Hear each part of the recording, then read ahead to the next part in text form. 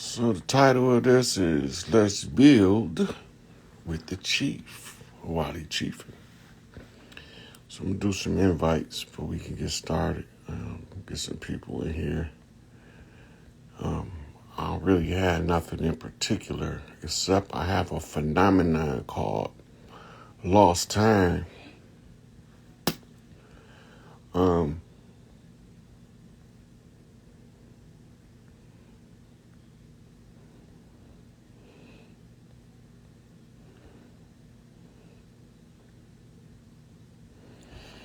So I went to feed my dogs, and it was about maybe 4 o'clock.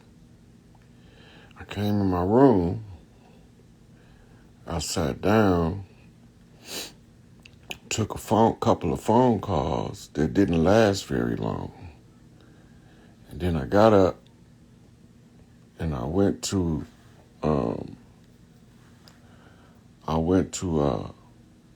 go get something to drink. So they canceled my invites, so I'm gonna try that again and see how it turned out this time. Anyway, I'm waiting to hear from Young Elder.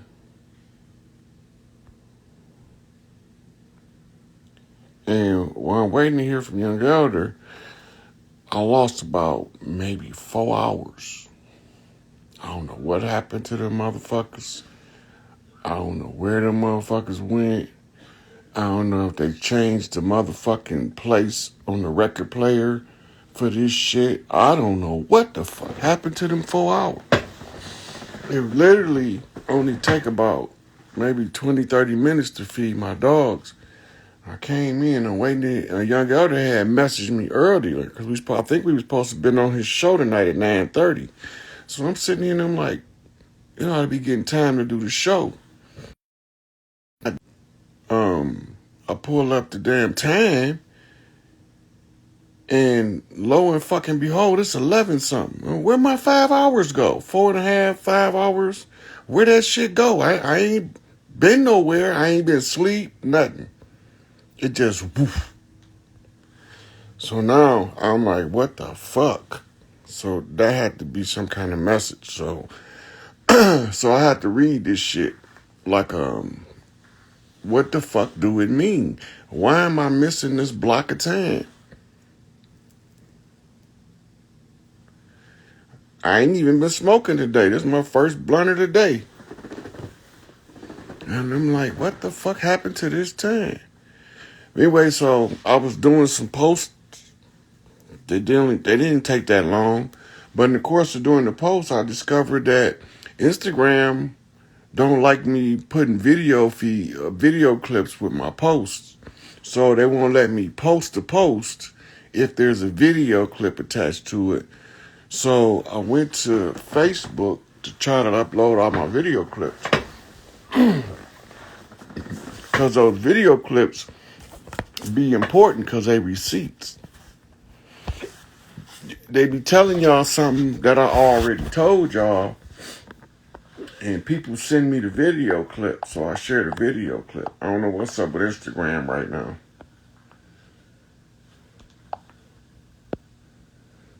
And I'm looking to see if it came up on Facebook. So let's see what happened.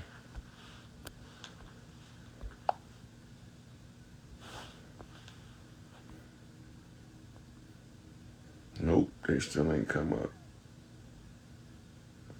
So I'm getting a lot of information on the ethers, and this shit apparently about to be going down within the next 10 days or so on the Trump side, right? But I'm fucked up about this missing time. Because I don't know where these 4 hours went. 4, 5 hours. Like from 5 o'clock to like 11 something.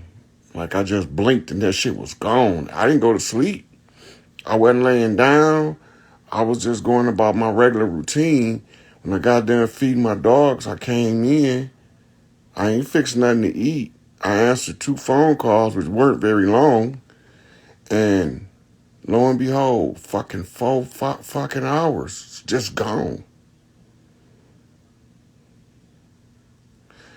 Oh, yeah. So you reading the stellar signs. It's about the new birth of the new age. And people still running around on this artificial construct of the slave ship narrative and the good Bible, right? The good ship Jesus and the Bible that tell you that good ship Jesus gonna come back and save your ass from your oppressors. As long as you believe that shit, you ain't gonna never get free. Long as they run that bullshit on you, you ain't gonna never be free, because it teaches you, do not go within under no circumstances, because you got a sky daddy named Enlil sitting on some goddamn remote location watching your dumb ass from his satellite feed, from the Dark Knight satellite and the moon. I mean, I'm just telling y'all what they doing.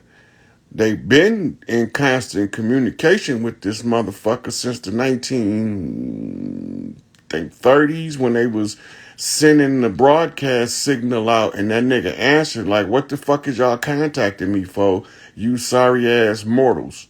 See, he think because he an Anunnaki, that give him some kind of special privilege in the galactic order, and all it did was got his dumb ass fucked up beyond all recognition, or as we say up in the hills and motherfucking plaid shirt square dance motherfuckers, he got foobarred. So now they got an answer to that shit. Now all of this shit starting to leak from videos of motherfucking political and celebrity elites murdering and raping children and shit. All that shit being released as we speak. This shit is coming out and it's trickling out in remote places. That's why I post how I post, because some of the stuff y'all miss it. I don't even put comments with that shit no more. Read the pictures like a tarot card. It's going to tell you more than what the words say. Why did they select this picture to put behind these words? Ask yourself that question. Right? So what we need to be trying to do is get some motherfucking Sweetwater back. The sisters can start doing what we call solitary witch rites, where you perform solitary rituals by yourself. And yeah, Paige, what's going on, sweetie? The slave masters fighting themselves. The black ones is mad at the white ones for not holding the goddamn curtain up in front of them good enough, and they let a nigga like me see they bitch ass hide behind pale faces so they can subjugate the people on the land, but we not buying it. Nope. Nigga, we ain't buying that shit. You gonna sell that motherfucking shit at your motherfucking Ringling Brothers and Barnum and Bailey circus, because only in the world of P.T. Barnum, where a sucker born every minute, will that shit fly. We see this shit. We see this shit clear as day. This is what they tell us. Some Europeans crawled out of the caves and hillsides of Europe and conquered some gods that was known to go galactic and intergalactic and travel, and we supposed to fall for that narrative. Anybody who can't think can fall for it, but if you can ask one question in relation to that narrative, how is the goddamn chimpanzee gonna come out of the wilderness and conquer the goddamn humans with the level of civilization we had now? We don't realize that the civilization of the ancients is so much more technically advanced. Not only is it more technically advanced, it works more in harmony with nature. But they want us to follow this military contingency of divide and conquer, right? So the layers of this shit, it started off with, at the very top, the first thing they want you to believe is that you got a sky daddy. Once they get you to start looking up for your sky daddy, they can take advantage of you on Earth. That's why for years I wouldn't talk about nothing extraterrestrial, nothing stellar, because you motherfuckers so focused on the sky that y'all can't see what's going on in the world in front of your face, right? So I try to keep people to focus on this shit that's going on the Earth before you worry about the motherfuckers in the stars. Because whatever the motherfuckers in the stars is doing, ain't nothing you can do about it. It ain't nothing you can do about a motherfucker flying in from somewhere else. You can't do nothing about it. If you can't fly to where that motherfucker from, there is nothing you can do about it. If you can't send a missile to blow that bitch up where he's at on the other side of the galaxies, there's nothing you can do about it. The only reason why we need to be looking up right now is because they finna land a big ass ship. I want to see this motherfucker. I almost don't believe it, but I got too many receipts to say it's true. But for a ship that goddamn big to be landing, man, come on now. I don't want to believe that shit. I don't want to believe that the motherfuckers is finna come from Nibiru back to Earth on a shuttle ship called the Crystal City. I don't want to believe that shit. But they've been showing videos of this motherfucker hovering up in the sky. That motherfucker huge, big as a city. God damn. You can fit that motherfucker in a city. It's a whole city complex on the inside of the ship. With houses and all kind of shit inside the ship. That's why I say in that book, in my father's house are many mansions. In that shuttle ship, they got a whole bunch of goddamn mansions in that bitch. This is some crazy shit. I don't want to believe that shit. I don't want to deal with no motherfucker come to this bitch with some big ass fucking bulging eyes and no ears and a little slit for a nose and a mouth. What kind of shit is that? I don't want to deal with them motherfuckers. If they don't look like me, I'm not very interested in meeting them because off the sheer fact of what the human species has been through, I might fucking bug the fuck out and start taking heads. And they might even be the wrong ones who had to take. I don't trust none of them motherfuckers, but I'm telling you, we got some good ones and some bad ones. But because I can't tell the difference, I don't want nothing to do with them motherfuckers. They can stay on their goddamn ship. Send me a motherfucker look like me. Y'all go talk to Farrakhan and Tookie and Larry and motherfucking Angel Bay and motherfucking H-Rap Brown and motherfucker Seiko and Dinga and motherfucking all of them motherfuckers. Y'all go talk to all them motherfuckers. I don't want to talk to them motherfuckers. Fuck that shit. Really think about this shit, right? We talking about we can't wait for these motherfuckers to land. But here it is, a big ass 10-foot tall nigga look like he in the Olympics.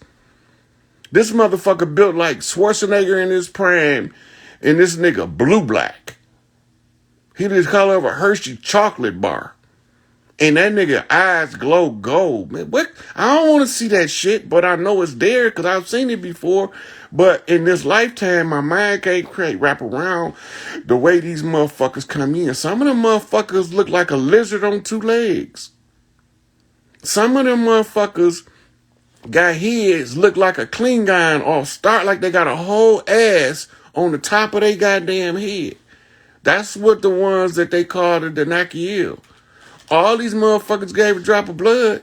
But goddamn, that don't mean I have to sit down with them motherfuckers. I'm looking at across the table at a big ass snuffleupagus furry motherfucker. Motherfucker half a motherfucking Enkidulite, half motherfucking Teros. Big fat 10-foot tall obese motherfucker with hair, and all you can see is this motherfucker eyes poking through the hair like Cousin It. I don't want to see that shit. We gonna see some shit similar, but I don't want to see that shit. Leave them motherfuckers up there. Send us the ones that look the most like the human. I could go for the chocolate 7-foot, 10-foot tall motherfuckers with the glowing eyes better than I can with the motherfucker that look like Chewbacca. And he come in with a bunch of motherfucker, the whiny little motherfuckers look like, what they call them? Fuzzy Wuzzies. The little bitty motherfuckers on Star Trek. What the motherfuckers called?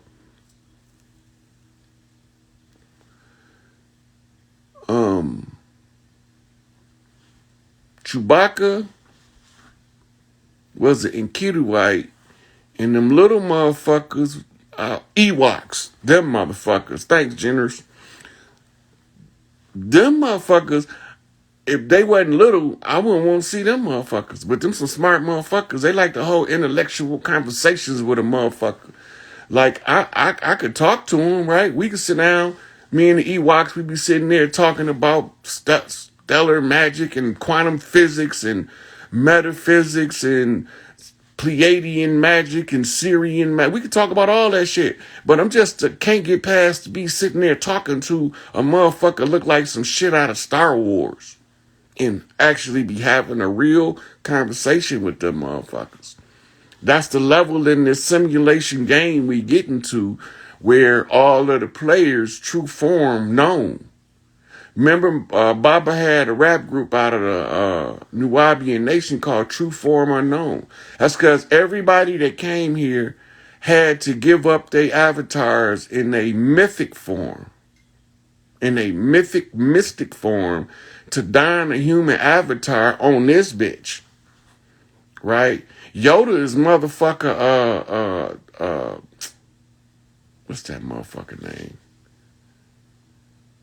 Yoda is a misrepresentation of Tahuti. And Yoda means Judah, for those that don't know. And that's Enlil making fun of Thoth. He always do that bitch ass shit because he's a bitch ass nigga. Anybody that tell you thou shalt not kill, except for these motherfuckers, kill all these motherfuckers right here, and don't give you no reason. He just wants you to do it because he said he your God and you supposed to do it. You ain't never supposed to do shit a motherfucker tell you that don't make fucking sense. That's how these motherfucking fake gods keep you trapped doing dumb shit because you think because they the so-called gods, you ain't supposed to question their ass. That's why Dr. York say anything is above question is beneath me. If I can't put his bitch ass on the spot and say, hey, yo, Yahweh, why your bitch ass jealous? Why you jealous of the rest of the guys? What they do to you? Right? What you got picked on when you was a baby? What they do? They bullied you around? Did they make fun of your big ears or your pointy ass nose or something? What's your problem? You got mommy issues or what? You got daddy issues or what? What's your intimidation by women, Yahweh? I mean, you want all of the women to take a back seat to these gay ass motherfuckers that's cross-dressing pretending to be women. So what's your problem with women? I mean, really, when they was here before you came, so why you got a problem with the women? I don't understand it. Make this shit make sense. Because you think your Y chromosome is superior and you can't even carry a seed, so now you trying to terraform the human genome so that the man can produce children? What kind of bitch-ass shittery is that? That's the dumbest shit in the world to me. So just disregard Prime Creator's choice to put a duplicate of herself in the woman so that you will know exactly where to find God when you get your dumb ass lost in the jungle.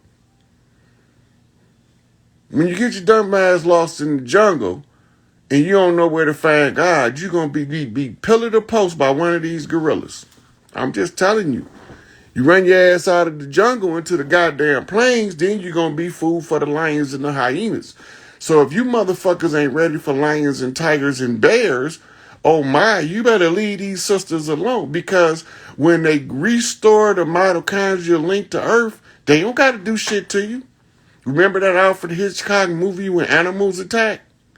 They'll send a flock of pigeons to kill your ass. Can you imagine your dumb ass getting murdered by a flock of pigeons? And then ain't nothing you could do about it because the women agreed with the pigeons that you was a rotten piece of shit. And then the pigeons decided, well, we'll peck this motherfucker to death. Let me call in reinforcements. And now you got 10,000 goddamn pigeons that flew from every part of the land just to peck your one stinking ass. Because you thought you was better. Wait till they turn this motherfucking mitochondria up a little bit more and that shit start getting contagious. right? And then you start seeing cougars and shit in the middle of the city. What they doing there? You start seeing birds saying, hey, motherfucker, you don't belong here. Get your ass. Didn't you get the eviction notice with the rest of the motherfuckers? Why you don't worry about it, Big Mama. We got their ass. So now you got a motherfucker. Everybody domestic dog just decided one time that we ain't doing this domesticated shit no more. Big Mama got motherfuckers for us to go eat. So everybody domestic dog decide not to be domesticated no more. And they all looking for one motherfucker. Since they already separated Romulus from Remus, education from warfare, but then they brought that shit back together in the name of man-boy love. That's some bitch-ass shit if I ever heard it. So when these sisters start coming back online and they start sending these animals, they don't send them to you by your name or your address. They say clean the land of all of the imposters. And the birds attack you, the mosquitoes attack you, the bees attack you, the ants attack you, and everywhere you go, you're getting attacked by some other form of motherfucking passive animal. You get your bitch ass murdered by 1,000 bunny rabbits jumping on your ass. Y'all motherfuckers don't understand these sisters' power. So you're gonna sit here and be mad when they say, okay, that's enough, turn on the animals, and then they start tearing your ass up along with the weather. Because y'all ain't been paying attention to the weather, and they've been fucking some shit up with the weather. Right? So, on the verge of the delay of this Oshun motherfucking energy, Oye and Yemi, y'all got husbands that they gonna go tell, hey, make these motherfuckers move out of Oshun way, and somebody gonna be in trouble. That's when you're going to see big-ass grizzlies and Kodiaks and polar bears all the way out of their goddamn habitat looking for a nigga, knocking on doors and shit. Hey, is that bitch-ass nigga in your house? Big Mama sent us to drag his ass out because you humans is taking too long. Y'all motherfuckers just don't get it. So, let's go to the solitary practice of well, we call it the witchery, the solitary witch. Remember, the mirror on your altar is reverence to the self. I'll say that again. The mirror on the altar is the reverence to the self. Just don't be obsessed with the self. The photos of the ancestors on the altar is the support ancestor who keep the other ancestors that's on bullshit at bay while you develop yourself into a higher frequency deity. Anything that makes the woman's heart light up is actually drawing from her mitochondria. When you find yourself constantly in conflict, the mitochondrial resonance is too strong. You can't contain yourself. So what do? You have to back up, take a deep breath, and remember who the fuck you is. Remember, this ain't your first rodeo. We do this shit every 24,000 years. We close the age and develop a new future based off the results of the past, when all this shit is spiritual development programs, which makes your cosmic life form, which is your true light form, be able to maintain a stronger resonant balance in the etheric realms. So some women, if they can have the opportunity to cook for a bunch of kids, will light the fuck up like it's Christmas time, all the goddamn bells and whistles with it. And that's the love she put in that food makes it soul food. She not feeding you the food, she feeding you the love energy transferred through the food.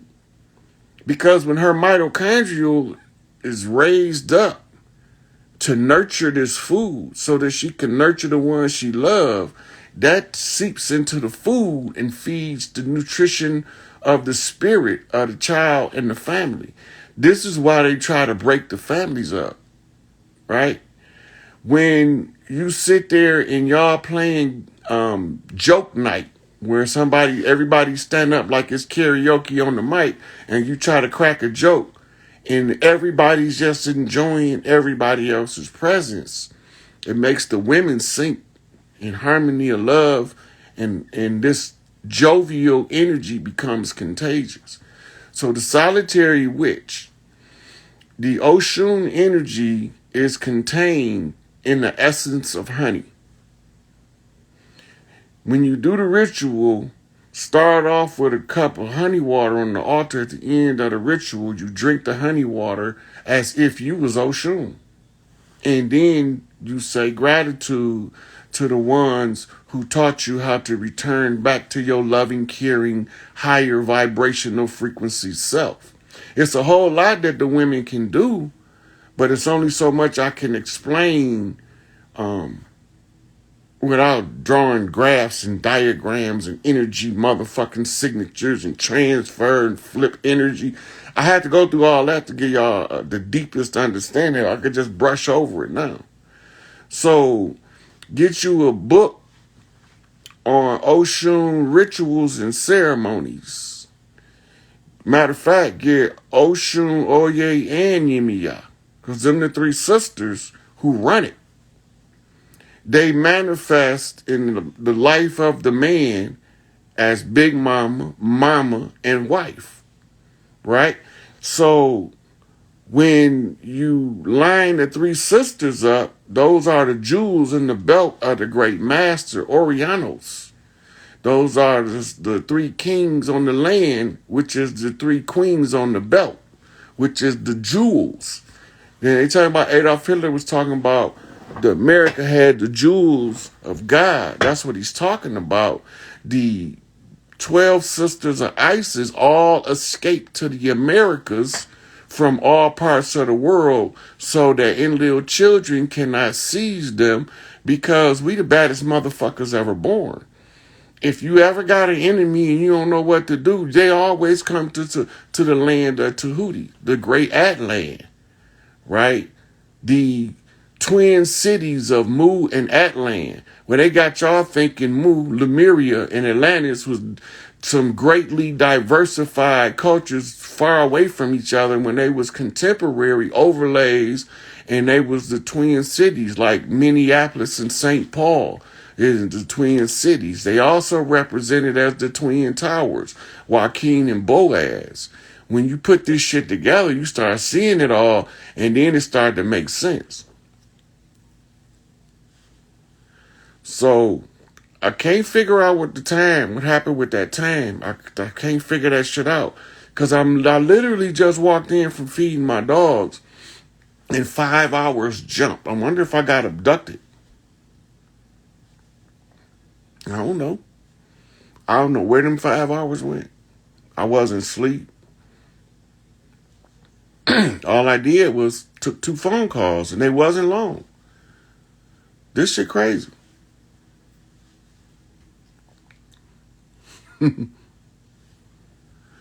So, I'm gonna take a couple callers in here. Look who we got. No, not a time lapse. A missing block of time, about 4.5 hours. Just missing. I'm telling you, I went and fed my dogs. It was 4 something. I came in, took phone calls, when he got something to drink. And I'm like, dang, I ain't heard from young elder. I come back to check the time. It's 11. I don't know what happened. I don't got no explanation, no clue. There could be a timeline jump. I consider that because I was working on this timeline magic called Moving Through Parallel Dimensions, which is also the title of a book that I was learning it from. And when you do certain stuff in the physical world, sometimes when the timeline jump, it bump you onto a different timeline in the blink, and you don't know what happened.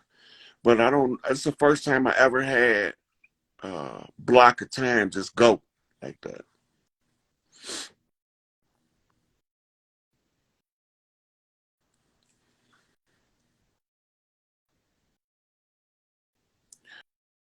I don't know. The dogs are, we real connected, so ain't no telling. Hey, hey, hey.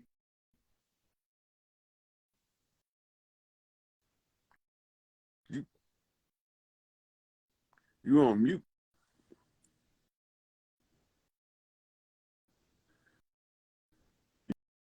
You on mute. There you go. Can you see me now?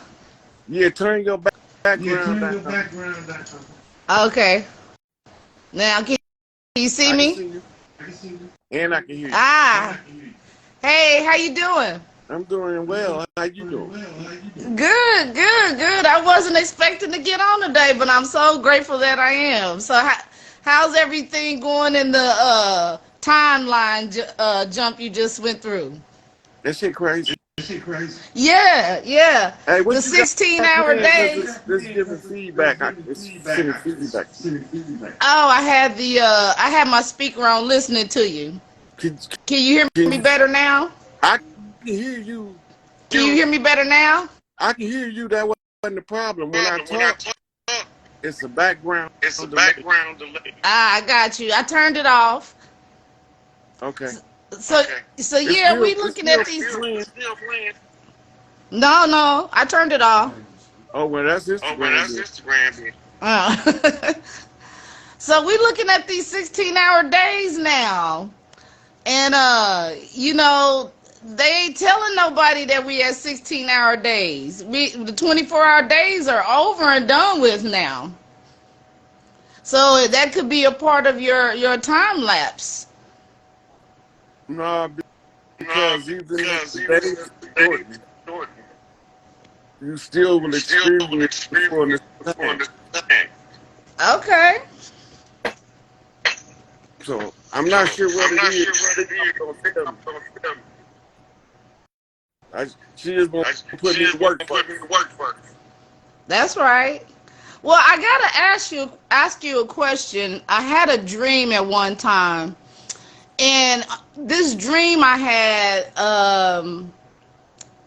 I was in total darkness, and I'm floating towards the light, and I can't really say if it was the sun or just a extremely bright light, and I'm moving towards this light, and as I'm going, I feel I'm just floating. I'm not walking. I'm not in my physical body. I'm just floating towards this light. As I get to the light, um, I see something come out, and it touches me, and it touches my lip, right across my nose, right there. So when I wake up, I feel tingling sensation that lasted for 3 months. But upon me waking up, I Googled what this was because I really had no idea what it was before that. And it's called a philtrum. So when I learned about a philtrum, the philtrum is basically the indention that we all get right here above our between our lip and our nose. And it is the angels. What I read though was that the angels are quieting down the secrets of the universe when you're coming through the canal at birth. So, what are your thoughts on that? Um, that could be, but it feel like it's something different. Look, I got a background echo. I can't talk like this. I'm gonna answer your Oh my! question, but I'm gonna let you drop out. Oh man, dang. Okay.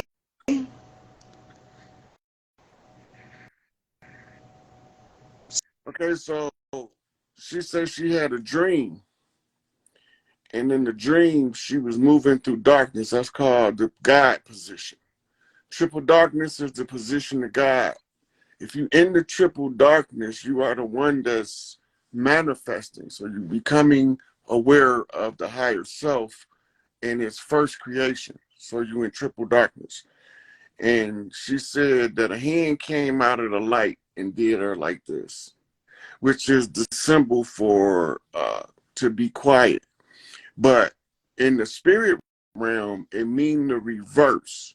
It means speak your truth loud as you possibly can.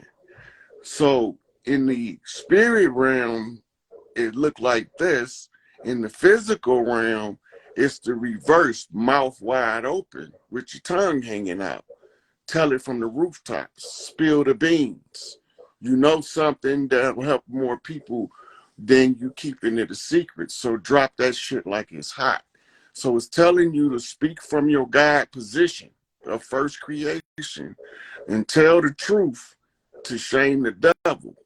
That which comes from the light must first come forth and proceed out of darkness. So this is what the whole totality of what she's experiencing in the dream realm. She's being initiated as a speaker of truth according to the laws of Mach. So when she find her personal balance and she see clearly what she's talking about, she can now tell it. And you motherfuckers going to not want to hear it. Don't nobody want to hear the truth. The worst thing you could tell a motherfucker is the truth because it scars their ego so bad that they might not be able to recover from it. That's why when people find out they've been duped by these shit called religion and they don't want to leave it even though they know it's a fraud, it's because it's not they don't want to leave it now. It's that, you mean, I've been a practicing motherfucking Christian, Muslim, Jew for this many years, and you come along and told me the truth. I have to pretend like I don't understand so that I can go along with this comfortable lie that I'm living. When you get that call to speak the truth and you initiate it as a speaker of truth and you try that shit, it will internally torment your ass beyond all abilities of torment. I don't want no parts of that shit. That's why I'm on here using social media that I hate to reach people that I could not normally reach by walking the land. I can't reach motherfuckers because you can't get the people that want to hear the truth out of their comfortable lie long enough to examine what you're saying. So they're going to attack you, especially the low-level minions. Them always the ones they send on attack, the ones that's least equipped to defend the bullshit. Because once they get up to a certain level and you ask them certain critical truths, they know it's the truth. In the galactic law, they got to admit it. So when they don't, that's why they send the low-level idiot, because they haven't learned the truth yet. They learned doctrine. And then now they passing doctrine off as the truth. So the ones that's higher up, they know. They know. They ain't gonna send them. Because soon as you put their ass on, you a Christian, right?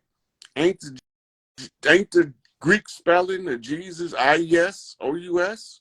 Yes. Are you aware that when you use the laws of pronunciation and Grimm's law of grammar for transliteration and translation, that spells ISIS?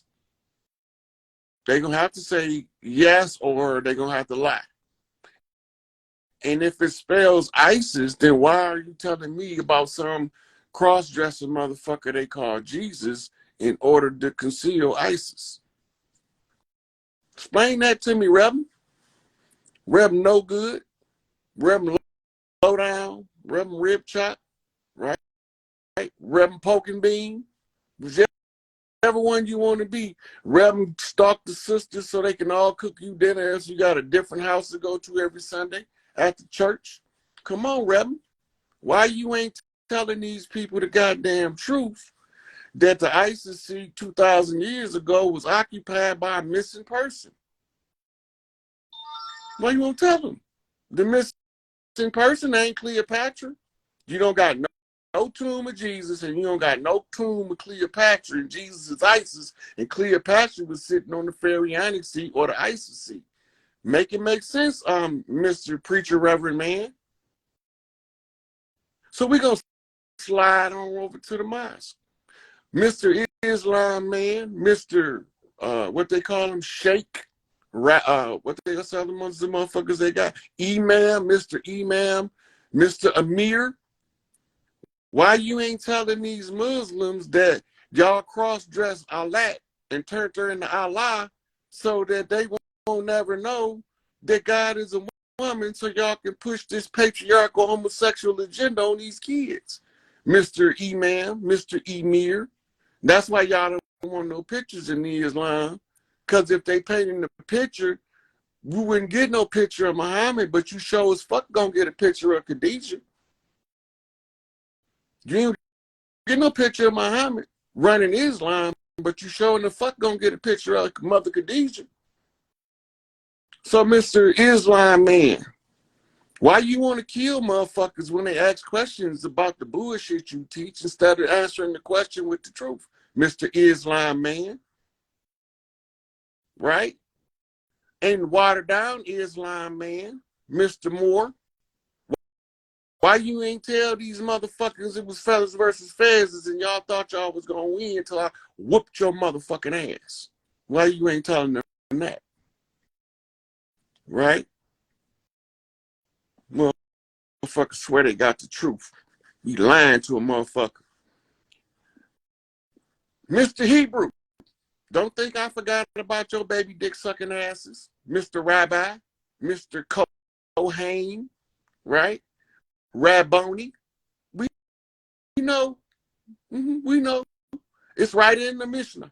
It's okay to have sex with 4-year-old girls because when she cried in tears to purify her motherfucking VJ. You's a goddamn lie. You riding piece of pedophile shit. We know it's Babylonian sex magic in order to torment the next generation so that they can be subjugated. Putting engrams, as they say in Scientology, into the child. Hijacking the culture by ruining the children. Right? Mr. Rabbi, Mr. Kohen priest, where you motherfuckers at when we start mentioning the Talmud and the Mishnah? Right? When you have sex with the Goyim boys, it's not considered sex because they're not considered human. Right, Mr. Rabbi? Right? Mr. motherfucking Ashkenazi? You Roman culture carrying motherfuckers? Greatest love is between a man and a boy, bitch made ass niggas. Right? So, Mr. Catholic priest, don't think we forgot about your bitch asses running around in dresses, right? You running around in dresses trying to pretend to be the motherfucking priesthood of ISIS. We know what you bitch ass niggas is doing, right? We ain't dumb. Y'all tricked us for a while. Y'all was getting away with that shit. Then Big Mama had to send this baby gorilla in there, right? And then y'all got the keys to the kingdom concealed in the motherfucking crest of the Vatican. Gold key, cross, silver key with the 3 motherfucking tier crown on top. You bitches, I'm gonna see that shit.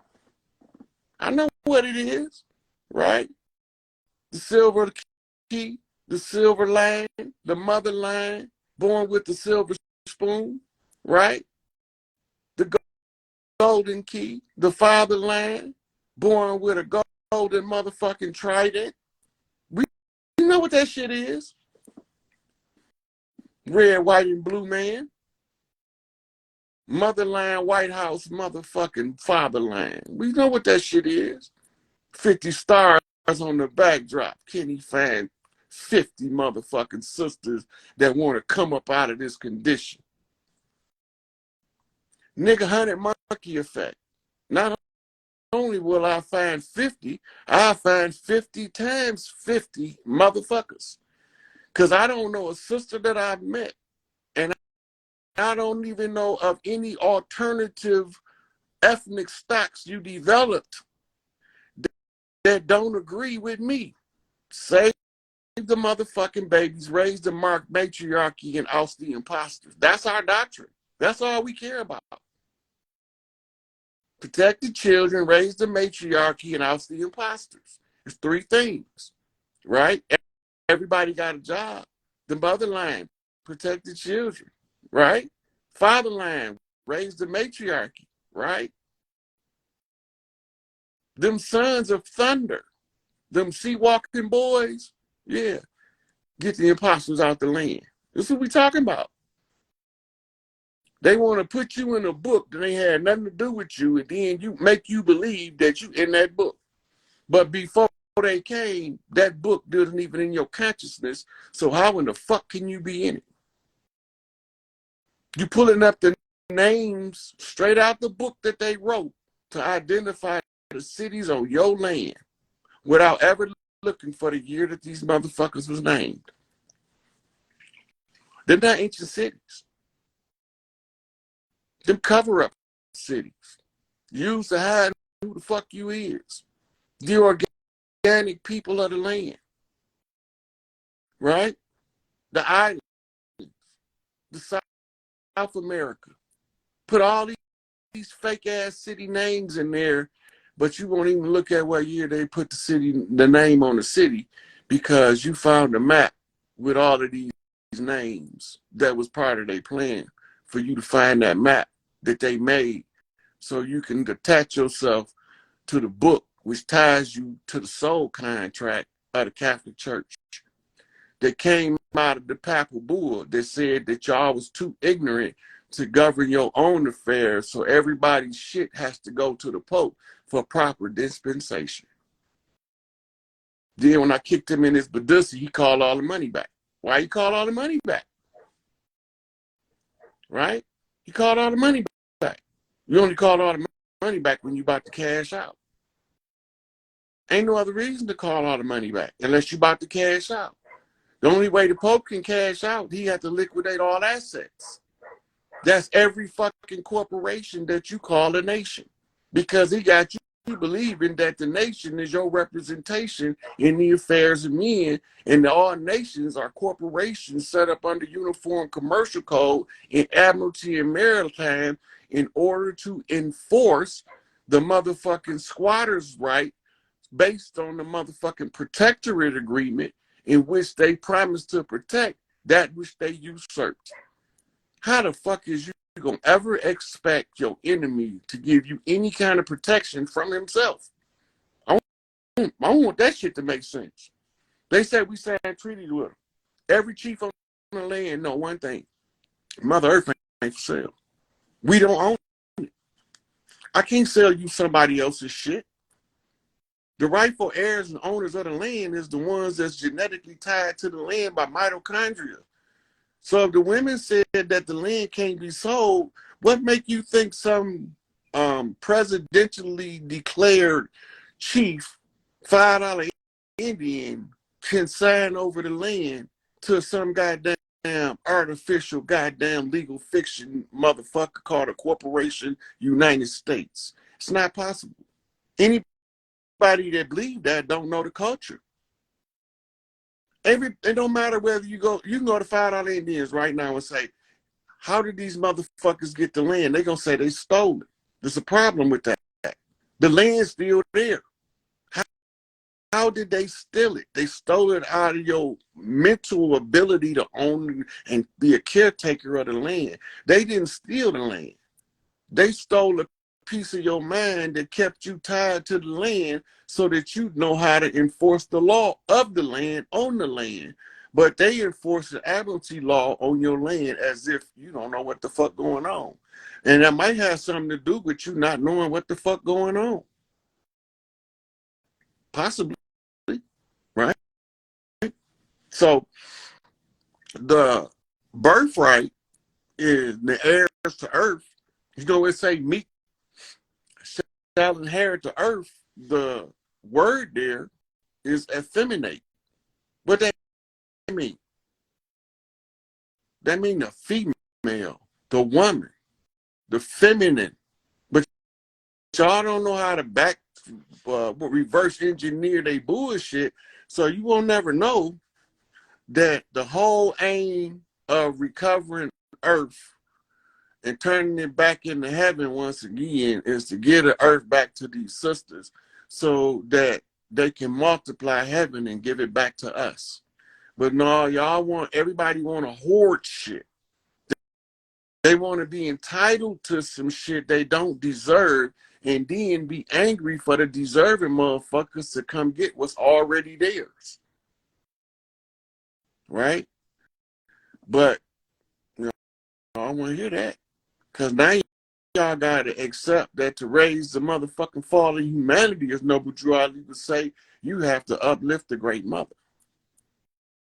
And if Elijah Muhammad's saying remains true, a nation should rise no higher than this woman, well, in our clans, we see the woman as God. So how high can our kingdom rise with the woman as God? If a people can rise no higher than a woman, right? And we see the woman as God, what do that make earth become by default? Heaven. Because God dwells in heaven. And I don't know if y'all remember, but there was a song back in the 80s say, heaven is a place on earth. But I don't see it. But I see the potential. I see a broken egg, slightly scrambled, right? We gonna unscramble this motherfucking egg. I'm gonna tell y'all exactly what it is. When the women wake up to their shit and they start realizing they won, it's gonna change the way they feel internally. The internal vibration of the women reaches the 100 monkey effect. They've come to the point where, if you niggas didn't do your work, you 9-vote niggas gonna get shorted out by these 250,000 vote sisters. It ain't me, it's just the way it is. I don't want to rule shit. That shit is a headache. But I tell you what I will do. I put the power where it go and let the machine rule itself. You put the power where it go, it's gonna run the way it's supposed to run, and you're not gonna have all this fuckery. I don't want the power. Power, right? They say,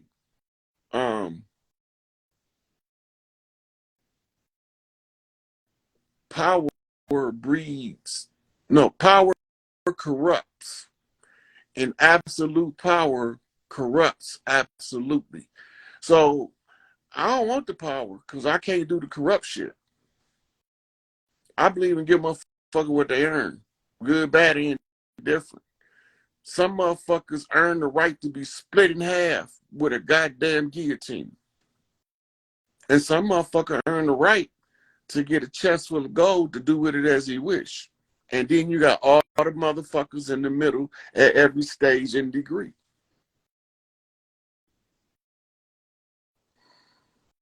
I'm just saying. So when you realize that the original motherfucking guardian angel was a sister, and her name was called Mott because she restored all balance to all things. And if she restored, that means she was a doula, because a doula come and rebuild your life in front of your face and tell you everything you need to do to fix that shit and find your balance. Because once you find your balance, you can find the keys to true happiness, your best life scenario. In good faith, all things are given in great abundance. But it's too many motherfuckers on fuckery and bullshit trying to get a couple dollars and step on whoever the fuck they can in the process, that the corruption has now become contagious like a disease. The oppression breeds the corruption at the bottom. I'm going to say that again. Y'all get it. The oppression breeds the corruption at the bottom. The people who would normally never become corrupt at the bottom, right? If you leave them the fuck alone and let them flourish according to the laws of nature, they don't become corrupt. But when they already ain't got shit, and you come in trying to take in a little bit of shit they got, and then they rebel, you call that corruption. But ain't nobody saying shit to the dirty motherfuckers at the top, hiding behind the scenes, pulling strings to make sure that all of the motherfucking wealth can only go to a handful of individuals, you greedy bastards. Big Mama don't work like that. We don't believe in entitlements, right? That's why I got to go through all this shit to get to my shit. I ain't even trying to get to my shit because I know that shit comes with my sisters getting their shit. So I'm just trying to put the puzzle together so y'all can see where the pieces fit so my sisters can get their shit. That's by default gonna kick me my shit because when they cash out, I cash out with them. And I can't cash out till they cash out. Ladies first, you stupid motherfuckers. Ladies fucking first for a reason. This shit, look, this ain't got nothing to do with your ego-driven, gender-dominant ass. See, this is about the truth. This ain't got nothing to do with being excessively beholden to the women. It's being excessively beholden to the truth. But when you start talking about the truth, then motherfuckers start ducking, sliding out the back door, creeping away. They don't want to hear it because it's not what they want to hear, because they want to feel like, oh, I'm a man, I can handle mine.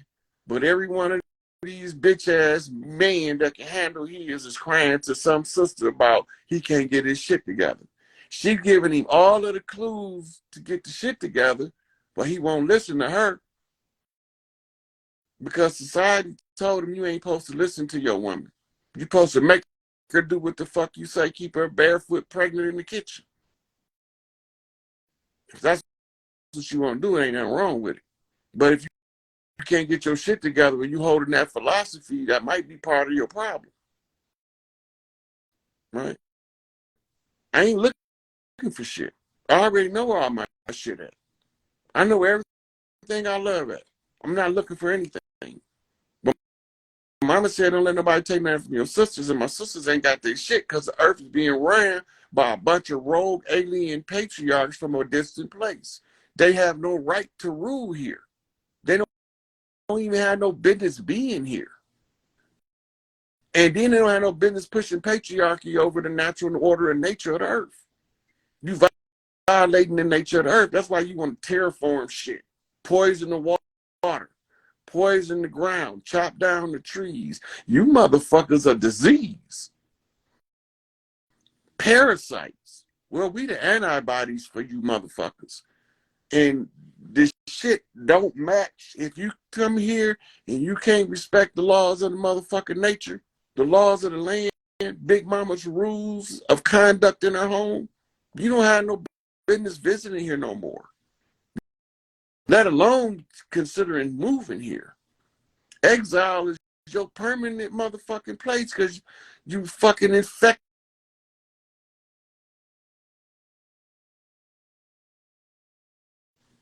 Make it make sense.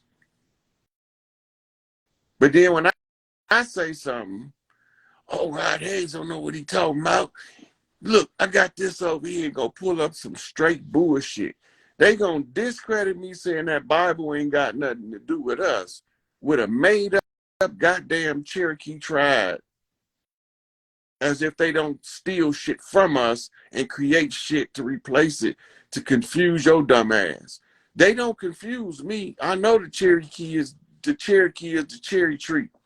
And the cherry tree is the one George Washington chopped down, which was usurping the people by implementing the morals and dogma, Albert Pike ass motherfucker, Adam Weishaupt, got you in the motherfucking huckabuck off a 2-ball cane flip. I'm supposed to let a made up tribe make me be wrong. Before you can come to make me be wrong, don't come with no made up tribe. Find a real tribe that actually belong here. You can't use use no $5 Indians to discredit the motherfuckers organic to the land. Motherfucker, my motherfucking roots go deep into the Mississippi red clay. Aldama, remember? Y'all the ones came to usurp the Aldama, the ruddy red earthborn. Y'all motherfuckers came over here to usurp us. We didn't invite you motherfuckers. We didn't invite you motherfuckers. Not only did y'all come and just boast up in the house like y'all belong here, y'all lied to the kids and told them Big Mama gave y'all some keys. And they fell for that shit. When Big Mama home and she sent her baby boy to come out here and tell you motherfuckers this a rap. It's over for you motherfuckers. Feathers versus the Fezzes, and the Feathers won. Now all of the Fezzes is under Chief Malik Angel Bay, aka Jeff Ford. Y'all can answer to him now. Y'all don't even got to deal with me no more. And like they don't got all of the dirty motherfuckers' names at the grand governing body of the Moorish Science Temple of America in the book of Dirty Moors. They got a whole book on Dirty Moors. Who did it? What year it was? What he did? All that shit is law. Just because the record keepers didn't have the jurisdiction to overthrow the motherfucking imposters don't mean that he didn't goddamn it keep a record of the motherfuckers. That's what y'all don't understand. The KKK was started by some fez-wearing motherfuckers. That's why they call them the Black Hand. Your gig is up. We see it now. It's all in the front of us.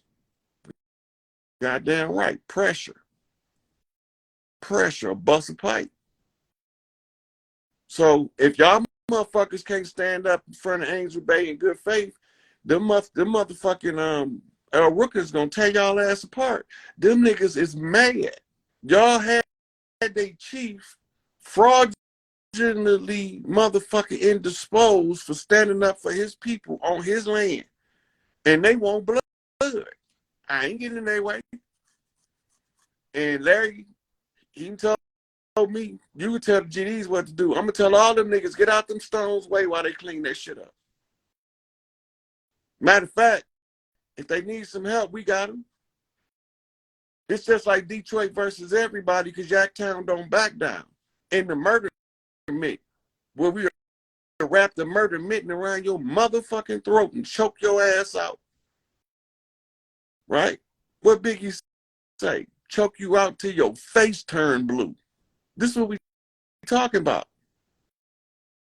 Somewhere along the line, us, we're going to have to tear some shit up. Me personally, I just can't wait till we get to the tear some shit up part because I'm tired of brain banging. I'm tired of being the teacher and the professor. I want to be a motherfucking soldier and an ass kicker. I want to bust a motherfucker to the quick, split him to the white meat. I want to lay his goddamn chest open and look at his heartbeat till that motherfucker stop. That kind of shit.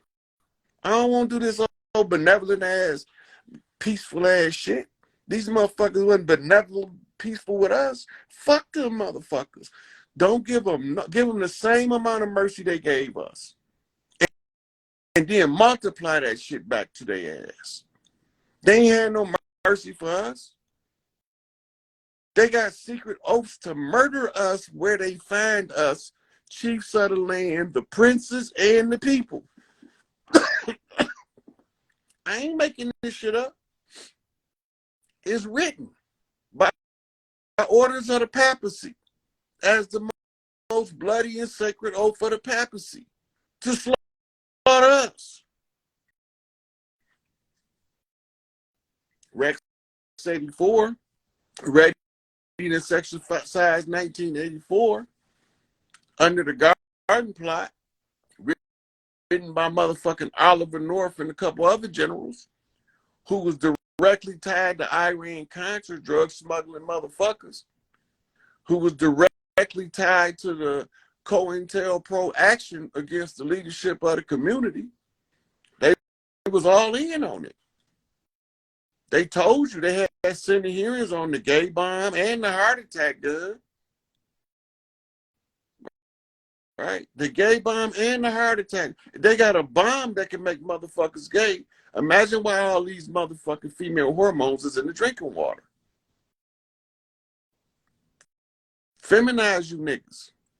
Calm down that black rage. They ain't calming my shit. You gonna have enough estrogen on this bitch to calm my black rage down. The angry black man, ex-kind motherfucker. That's me. I own that motherfucking shit. Cause as my man say, anger, that shit gets shit done. Like Tupac say, after you get done being angry, now what you gonna do? What you gonna do now? Yep. From motherfucking Watergate to Whitewater. Flip the motherfucking floodgates open on their ass. Right? So y'all think that this shit ain't gonna happen and we ain't gonna get the message inside Haiti. I don't give a fuck how many walls y'all put up. Big Mama got another way. She got another way. So you are having the sisters do the individual Oshun ceremonies in sporadic places, right? They start doing the individual solitary ceremonies. Then they start drawing together as motherfucking sisters in arms. Now you motherfuckers dick in the dirt because y'all can't stop it now. There's more than one way to skin a cat. There's more than one way to bust a gat. And there's more than one way to motherfucking win this bitch. They start doing this Oshun shit. I'm going to find a good motherfucking Oshun ritual and I'm going to post that bitch. Right? Remember, anytime you doing a ritual to call forth one of the ancestors, you calling them forth as if they you. And when that Oshun energy start knocking up against that war conjure energy, somebody on this side of that goddamn energy, the war conjure side, gonna have to show up in order to let the motherfucking pressure off. That's what it is. So we can sit here and we can wait. It's all in the galactic clock anyway. All you got to do is follow the stellar events to the events that's unfolding in real time. Match that shit up to what the energy say, and you can see it. It's like tick tock, tick tock, tick tock. As above, so below. As above, so below. Right? So put the power where it goes. Right? When these motherfucking chiefs tell their soldiers to cleanse the land and all you motherfuckers don't belong here, you motherfuckers won't have the glow. And you gonna get split from asshole to appetite on the spot. Do your motherfucking self-work, because when they start turning this mitochondria up, anything don't got the glow that don't drop dead will be treated like the enemy. Why do you think you get so many different movies talking about the golden child or who is the one with the glow, the master's glow? All that shit is all of those are seasoning pebbles to the road. It's showing you shit. Motherfucking breadcrumbs, Hansel and Gretel shit. What it's gonna look like, I don't know. No. I think I got time to take another caller. See one of these brothers that I ain't never talked to before.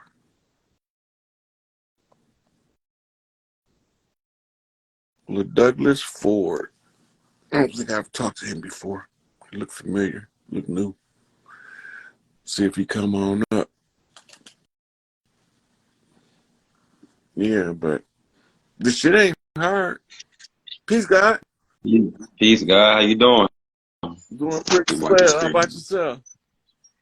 Man, I'm doing good. I know we were supposed to link a while back, so I was like, I saw you on tonight, and you was kind of talking on what I've been thinking about lately. So I was like, let me tap in and see what you got going. Well, good time to meet. Hey, how you doing? Yeah, that's my little man going at that, you know. Yeah, King, but I'm glad we finally got the link though, man. But I just wanted to like start off by saying, I definitely appreciate you, for the information that you've been putting out. Me personally, like it helped me out a lot, this past year. In particular, I came into the information, mostly under the guise of like Pan-Africanism, and I say within like the past year, after listening to you and probably like two other brothers, it helped me out a lot with making sense of the information and really tapping into my roots because I'm from Mississippi too. I'm from a city called Porterville, and I went to college in Jackson down Is there that at Tougaloo, where you at? and I'm actually back. So I moved back last year in June from Texas. I was out there in Dallas, and like even just that right there, like that was a feeling. I was in Texas for like 3 years and I couldn't shake it. Like something kept calling me back home, and I couldn't figure out what it was We call it the until I call. came. That's called the call of the matriarchs. When Mama needs you on a certain part of the land, you just can't help it. It's just like it answers you. Yep, that's facts. And I mean, everything was good. Even my family's like, why you leaving, coming back? And I kept telling them, I was like, something pulling me back home. And when I came back, and just started fasting more, getting grounded, like I just noticed like my downloads, ESP, it just took off to a whole nother level to where I just started having these downloads. Even if you look at my page, a lot of times I get that channeling, that energy, and I gotta get it out. It's like, I have to put it out. And the connections like 2, 3 days later, whatever I put out, it pops up. You And know where the red clay dirt at down there? it's on right by me. Listen, go to when it's warm enough, go barefooted and put your palms and your bare feet on that red clay dirt. That's how Hmm. that got a depository of records for the ones that's organically from Mississippi from the beginning. And you can Hmm. download it because if your blood traces back to that old Mississippian blood, it'll talk to you and according to your Yeah, ability to comprehend it. yeah. And that's exactly what happened. When I came back, it was me and my brother. We was down in Biloxi on the coast. So that's where he at. We went out to the water. I actually went out there barefoot and we did a meditation session. Mm-hmm. This was back in like January of this year, January the 23rd. And like since that day in particular, like for me personally, like I just like the information that comes, like it's a lot of times I don't even have to pick up a book, but then I'll see a book directly linked to the information, and then I go in there, I read it, and then all the pieces start coming together. Because for me, to be honest, it was a lot. Like I see what you meant by how certain people, if they not ready, that information, to take them over. So you got to get grounded, you got to get centered, and you really got to, hone in and find out your true purpose and your calling. Otherwise, you'll just be all over the place. So I had a spiritual advisor from up near Tupelo, Mississippi. She tapped in with me. She had been watching my page, and I drove up there to meet her, and she started like putting the pieces together. And then I think that's when she told me about you. And I think that was the first day I DM'd you from your old page after I saw you on Brother Rich. And you were speaking about the males in the family who they're mainly around to protect a lot of the women, or they grew up with a lot of women around them. So that was like me, like that spoke to me. That's why I reached out to you. It was like, all right, I need this to make more sense, for myself. But I still ended up, finding my own answer. Even all the way down to my son. I got a video on my page a couple months back. We outside doing a thunderstorm, and back to back he calling down the lightning. You know what I'm saying? Like, and just little stuff like that. And so the confirmation was coming. Like the more I was trying to avoid it, it's like the confirmations kept finding me. And and now I'm back at the point now to where I'm fasting again because me and the brother Alkebalan, like we met like 2 years ago. So I had been doing the God body challenges with him, and that helped me out a lot. That helped me like with the downloads, all the way down to visits. If you want to say ETs, extraterrestrials, that's every night for me. So that's not nothing new. And but it made sense what you were just saying a second ago about we have to really focus on what's going on down here on this plane. Get this together first before we go looking in the clouds because they're not going nowhere. You know what I'm saying? That's gonna Yeah, be there. man, But we gotta. even if we see them motherfuckers, most of us gonna shit on ourselves. Yeah, that's facts. That's facts. And that happened to me, when I was in Texas, I say my second year. that happened to me to where I'm at home with my baby. He was probably like 2. I'm washing dishes and, had some phase through the wall and it scared the hell out of me. Like, I went out the apartment, I sat out there till his mama got back and I told her what happened. And she didn't believe me until the following week. We driving in the car. Same thing happened. We look up, we see a ship. It shoot off as soon as both of us looked up. She's like, let's get our ass to the house. And, we took off and we drove off. So it's not what you think it is when you really see it. A lot of people speak of it in a fanciful way, because we've been watching movies too much. And it's like, it ain't nothing like that when you really run into it. Yeah, that's what I'm saying. You sit up there, you see a motherfucker come in at about 10,000 miles an hour and slam on brakes right in front of you. Man, Man, scary. you can't tell me you ain't gonna piss everywhere. Man, it scared the hell out of me. I ain't gonna even lie. I can honestly say that. But I think after that, cause like you said, we don't really know. You don't really know what's the angle. You don't know if they there for coming in peace, or you don't know if they on some other time. So I just kind of had started backing away from that and started learning more about my roots, because my great grandmother, she died in 2005, and she actually got kicked off the reservation. She was born in 1901. They kicked off off the reservation in Philadelphia, Mississippi, which is where the Choctaws at. Because she, back then, a lot of the natives, they was real big on you not dating outside either. So she ended up marrying my great grandfather, who was a black guy, and they kicked off the reservation. Not culturally true to the organic tribe. That's found out the Indian tradition.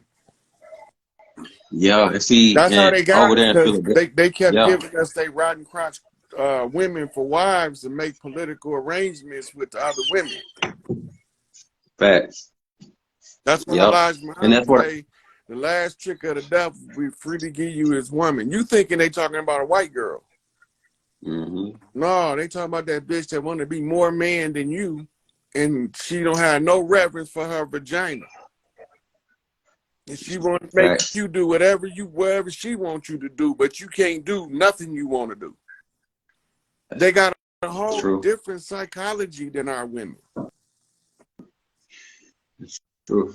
That's what made me that's the part that made me want to tap in when I heard you speaking about the Cherokee, because I remember asking her questions about it, and I remember asking about the Cherokee, and she just kind of always would turn her nose up and didn't really want to talk about it much. So I knew it was something to it. Even a lot of the even all the way elders was forbidden from telling us about the made up $5 Indian clans. Mm-hmm.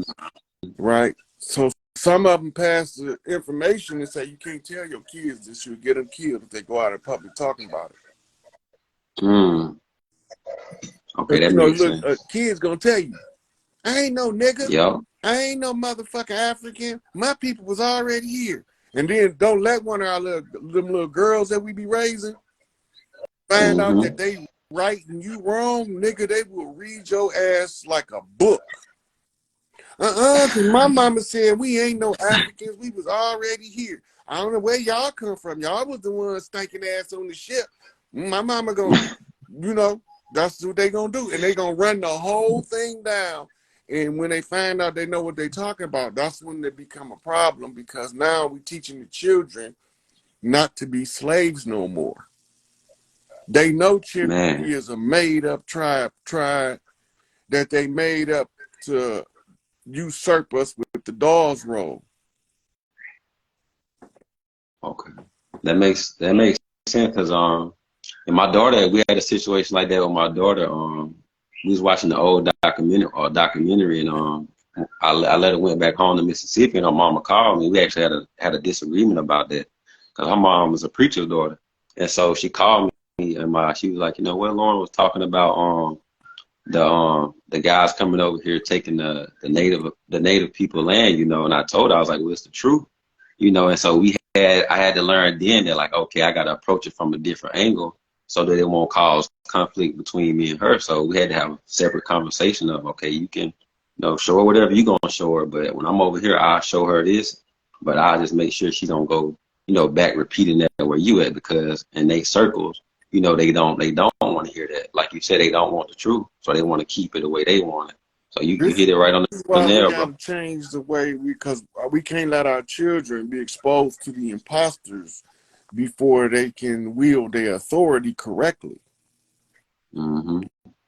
Right? So we get like-minded people, and that's who we circulate our children with. All us, we like, let's say for instance, me and you, we might know each other, but I know that you don't need your children in this system, and I don't need mine there.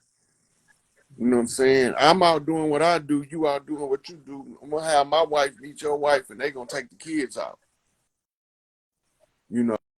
And then my wife, her little sister or her cousin always with her, so she got help. And then your wife probably got her little cousin or somebody with her to give her help. So that's how you keep them, because you can't keep letting this shit go like this. This That's fact. secret squirrel shit has got to end, and we done Man. with it. That's where I've been at with it. You know, that's why I've been trying. You know, I had pulled back for a little while just to do some more work on just, you know, my tree, because it's real fractured. But the one thing that kept popping up was just like the you know, the indigenous information. You know, from my grandma to my grandpa, and you know, we only down to two now. I only got my grandmother left, and well, yeah, that's it as far as the women. So it's my grandmother, because my great granny, she died in 2020, and so but right before she passed, she was telling me, like, you know, do some homework on the land, because even just the name of the towns where I'm at, you know, like Shukalot, you know, Nokshabi, you know, all these names over here, they all native. And then even the college I went to, Tougaloo, you know, that's indigenous for where the rivers meet. You know, that was a native name too. So just started piecing it all together. Then you start to really see, like, oh, like this where a lot of this stuff originated from, between Mississippi. I want to say was that Minnesota, with some of the information I was looking up recently. So, but like you said, we gotta teach them the truth. We can't keep, you know, letting it slide just to save face, and just to, you know, let stuff slide, because we at a point now to where they gonna find out the hard way if we don't. Mm-hmm. So what we're seeing now is this is the type of stuff that happen in the community. We have our children. We teach them the truth. They go to school and tell the truth. They get scolded by the teacher because it's not Hmm. going with the narrative. So the school wants the parents to make the child apologize for telling the truth in front of the class. First of all, if that's my child, I'm coming up there and I'm going to explain to the teacher. I'm going to teach the class in front of the teacher to Hmm. show my baby know what the fuck she talking about, because daddy told her exactly Hmm. how this shit go. Connected all of the dots to the dirty players and told you all of the motherfucking pitfalls that we fell in as the righteous ones. So no, we're not going to apologize for telling the truth. You're going to have to level up to the truth, because I don't care if your little feelings get hurt because I tell you they got a gay agenda. I wouldn't tell you that they had a Hmm. gay agenda if they didn't have an agenda to turn the boys gay. Right. So I'm not That's right. apologizing to no elemental Q community because I exposed the gay agenda. Fuck you, motherfuckers. Just like I ain't apologizing to no Christians, Muslims, or Jews about exposing that religious bullshit. I'm not Hmm. apologizing to them, Democrat or Republican, for their politics. I'm not apologizing to none of them for shit I say. Even if I accidentally made a mistake and said something wrong, I'm still not apologizing. I'm not that goddamn apologetic to they dirt. That's facts. So if I accidentally misspeak on a motherfucker, fuck him. I should have been right, Hmm. motherfucker, because you dirty motherfuckers was dirty somewhere else. Hmm. Right? So Yes.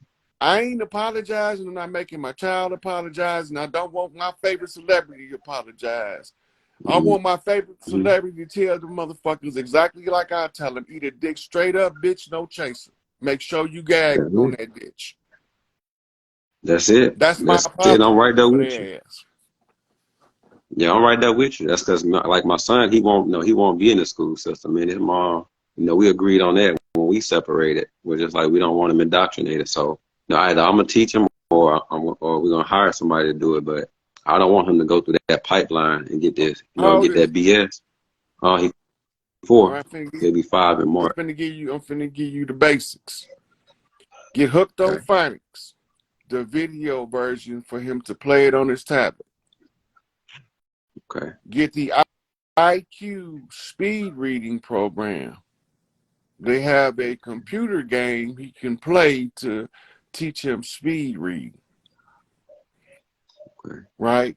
And of course, you know, he's going to need a dictionary with an app that can read the definitions. Okay. You give him We'll go them for three this IQ. things on the tablet. Don't put no other games on there.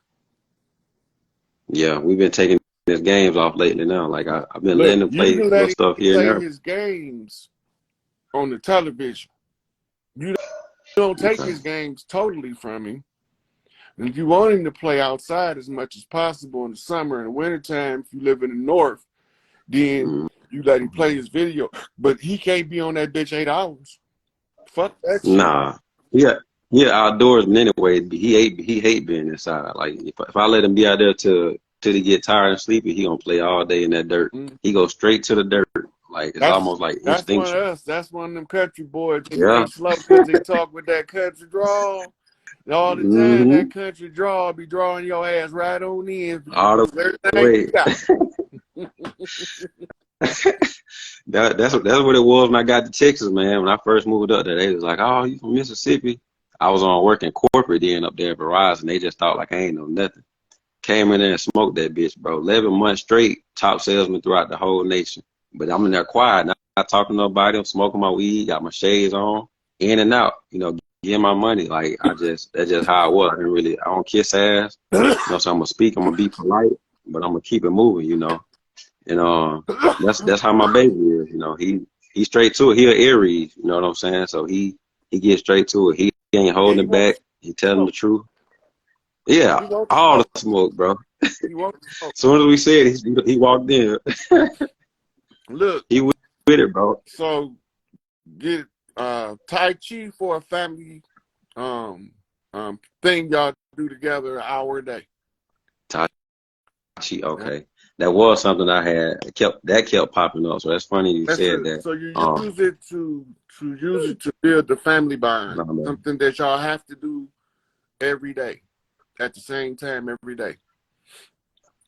Okay. Right? So then let's say your son get grown, he gone about his business. You can't call him at a certain time. You know why? He teaching his Uh, girlfriend how to do Tai Chi. okay.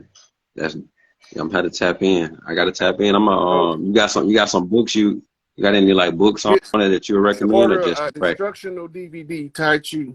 They're not expensive. You can get one for about $20 Okay. or I get less. Or you definitely might right. be able to get one on YouTube for free. Okay. But it's a Yeah, I definitely Tai will. Chi instructional video. The reason why you explain it to your family, because you don't make them do shit without explaining the why part. Yeah. Okay. So for family, first you had a conversation with your other half, right? Right. So part of my job is to do things to tighten the family bond, and I want to implement Tai Chi, right? And then Okay. you go through all of the benefits of Tai Chi, teaching you how to control your internal energy, how to balance your energy, how to balance your body, right? And it's always a prelude to spiritual development, learning to sync the spirit and the body, and you learning to focus the mind, right? And doing it together as a family, you know what I'm saying? This is something that we don't miss.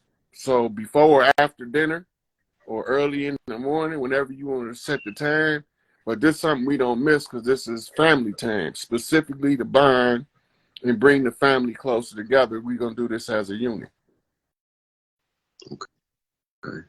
And I did have one question for you though. Like a part of me hold on, I probably knocked my volume out. You can still hear me? Yep. Okay. That's my brother calling. But no, the question I had was like another part of me moving back was just me to try to help some of these boys out, man, because the crime out here in Jackson, shoot, between Jackson and Meridian alone, you know, it's crazy. So one of the things I am trying to do, because I noticed when I came back, like a lot of people was hitting me back up that had been following me for a while about, you know, one to just learn more about the information. And Okay, we so real we you need to start a group. a meeting group for the boys in the neighborhood. The single mothers got sons. Make your for an hour or so after school or something. You want to bring them over, and you want to tell them that we at war. We can't fight each other. Okay. Right? And then you can use all the stuff that I've been teaching on Young Elder to show them how the war is being played against us. Tell them their job as the men in the community is to secure their children and the women first. We don't have time. We don't have the luxury to kill each other no more. We at end game. And you let them know. When you go to school, make sure that the guys you run with is aware that we have an enemy that's been turning us against each other. So we have to try to find ways to build bridges of unity amongst our peers so we don't fall victim of the divide and conquer and allow these other people to steal all our wealth. This is why we poor. This is why we struggle, because we're allowing somebody else to live off the wealth and the fat of the land, and they throwing us the chitlins. And chitlins smell like shit.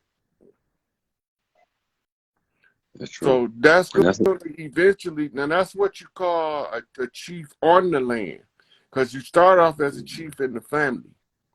When you start reaching out to the community, you becoming a chief on the land, right? That means you actively pursuing the unity of the youth and the protection of the women and children by organizing the males, right? So that would by default call you a war chief. Right? The war chief is the one that you see wearing the war bonnet. The war bonnet symbol is the turkey tail. Right? So this is how we knew what Thanksgiving was about, because Big Mama always cooked the chief that's effective, the turkey, to commemorate his works every year at harvest. And we invited some strangers to dinner. They brought fire water, and we eating turkey and smoking weed already. And they bring the fire water, right? And we sitting around, dancing around the fire all night to 12 midnight, 1 o'clock in the morning. But when we all go to sleep at night, Black Friday, they shut the lights off on us, literally. Murder to the highest degree of slaughter. No, that's facts. Like everything, because I'm just coming out of that family thing, to where I spent a little bit of this past year trying to get everybody on board, and some did. We had a few cousins get locked up with some Fed time, because I got heavy GD and Vice Lord ties in my family. So they are from, but Big Mama's black and gold, them Vice Lords. When we say Vice Lords in New York, we call them the Tribe Manhattans.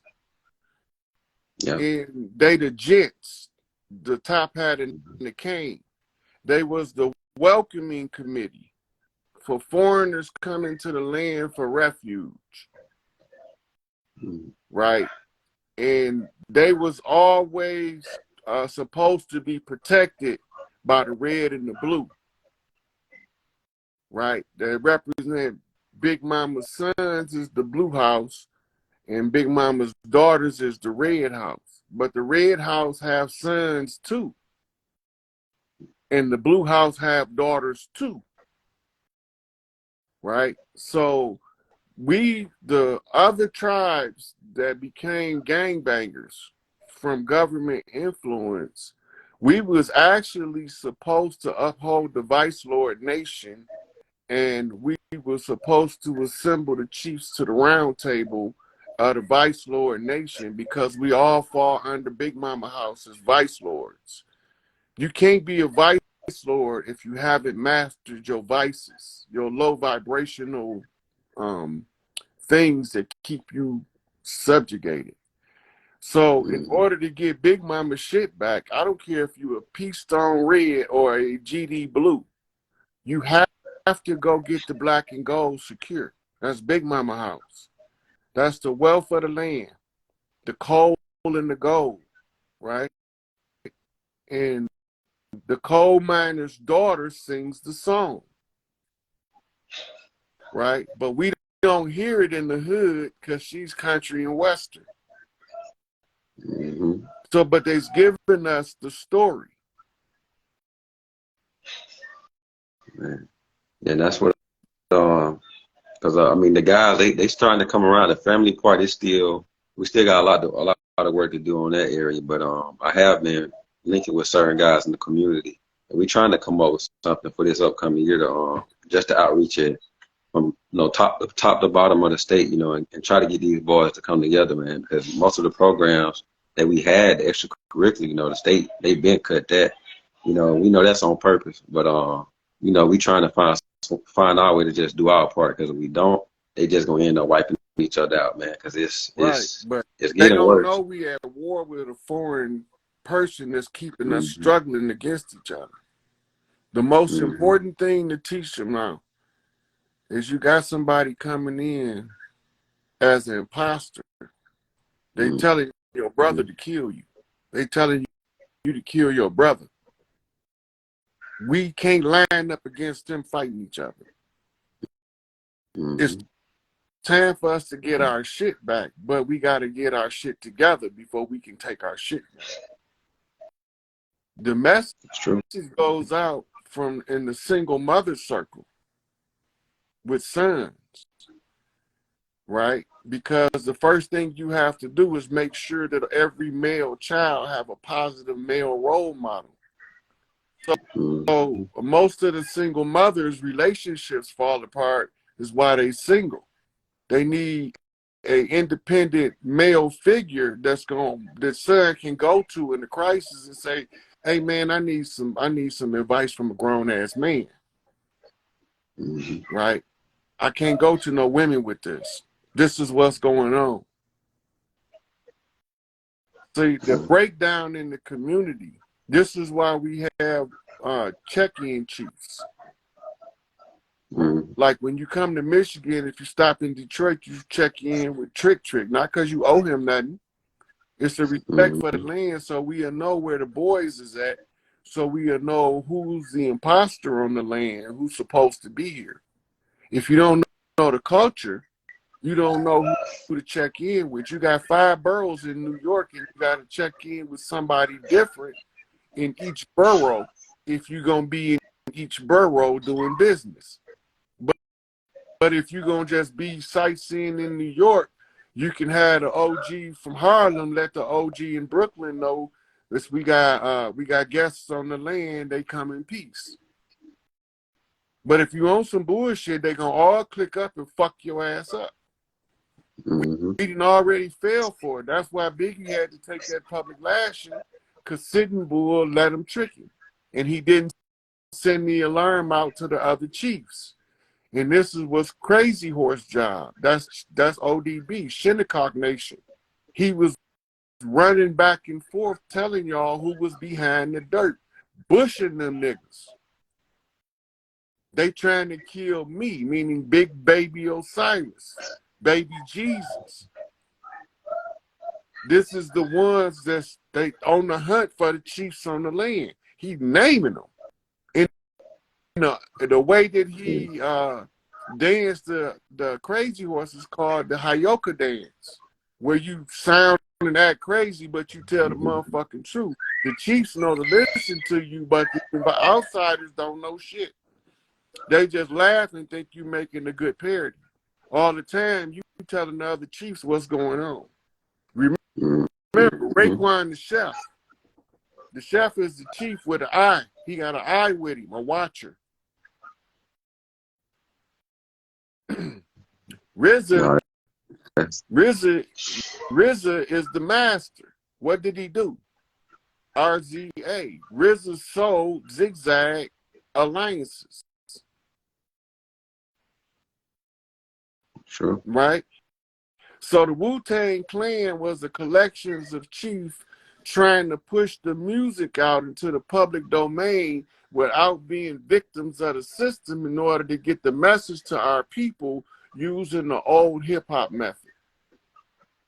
And hip hop is the jump around or dancing method. Blue Lodge, Blues Lodge, where the songs from the heart sings of the heartbreak. The heartbreak came because somebody usurped the family. And then a question with that is even with, because even when we're doing that, when we sending the messages across the land, do that message also translates across the water too, right? When they get the message, the chiefs on the land is the only ones you need to reach, because they doing the same thing. That's why what they call appropriate hip hop around the world. Okay. Right? Everywhere you find a hip hop community at, you got chiefs spitting the code in the ancient language of rhythm and rhyme. Whether they speak in Spanish, whether it's in South Africa, whether it's Haiti with the patois, or whether it's Jamaican patois, it don't matter. Wherever they using the old rhythm and rhyme language, I can tie it together through any music. I can go to reggae, pull out Buju Banton, telling you hills and valleys. Through this mystical communication again, within, we keep on coming together. I love to see when brothers and sisters are looking out for one another. What is that? That's Bob Marley. One love, let's get together and feel all right. Right? Mm-hmm. Right? And what's going to make you feel all right? Patrick, pull up to my bumper, baby. Mm-hmm. Right? That's it. So That's it. they telling you the story in song. Hip hop is what's the premier language of the chiefs at the moment. We went through other phases of both verbal and non-verbal communication in order to tell the story. The story of Scott Joplin lays the foundation for the music industry. How he was exploited out of the money for his ragtime music that they labeled as the devil's music and used the negative connotations as the selling point. And that's where it comes in with trying to keep the music, you know what I'm saying, distorted, going back to the message that, we all need. Mm-hmm. Trying But to the one thing about keep it, it separate. you can trace it though. We jump music. Mm-hmm. Because when they started coming down on ragtime, we came out with big band. Then we went to bebop, then hard bop, then swing jazz, then Lindy hop, then rhythm and rock, then rock and roll, then rhythm and blues, then pop, right? All is telling the story. The chiefs on the land is carefully drawing out what's called a protracted struggle out.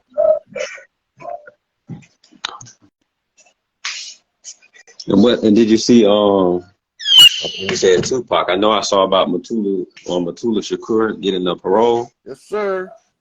Yeah. That was something else I wanted to because when I saw it, I was like, it was right on time. Coming, I did a.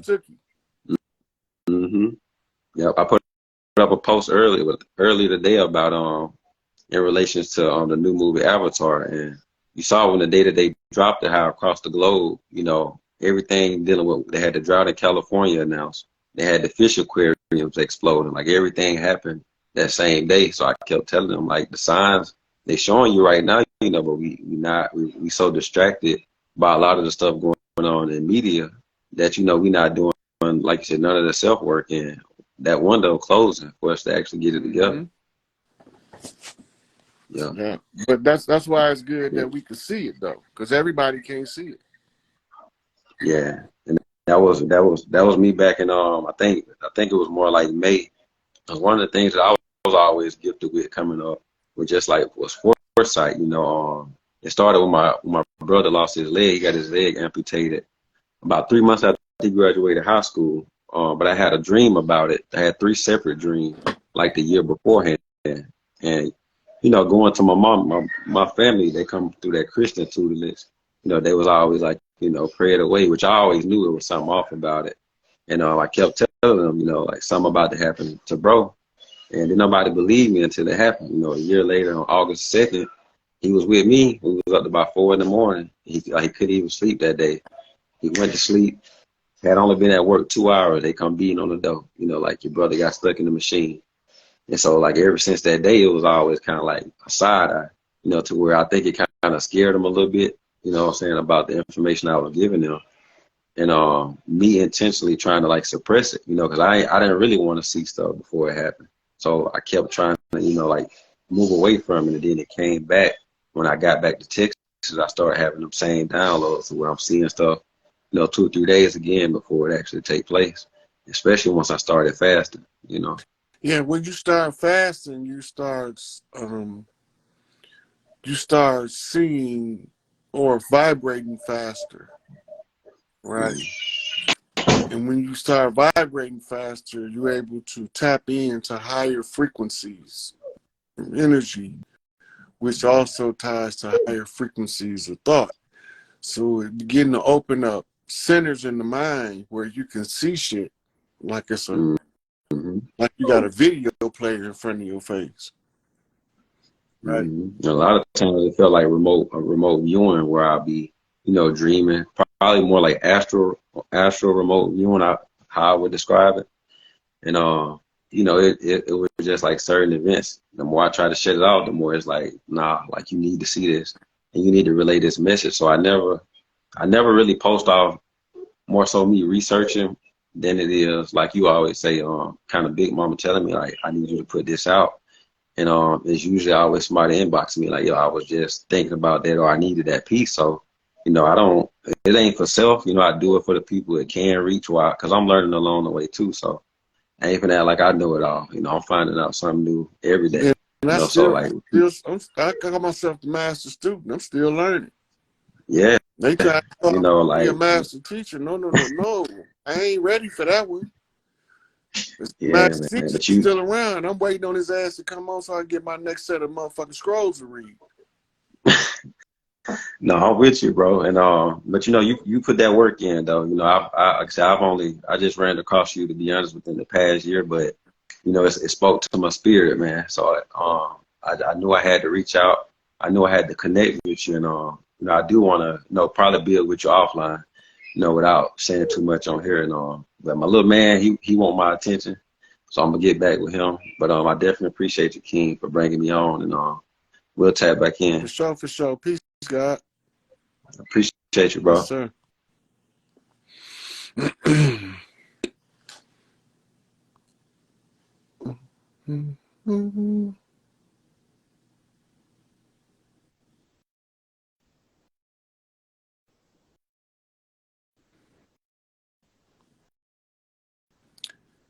And I was slipping into darkness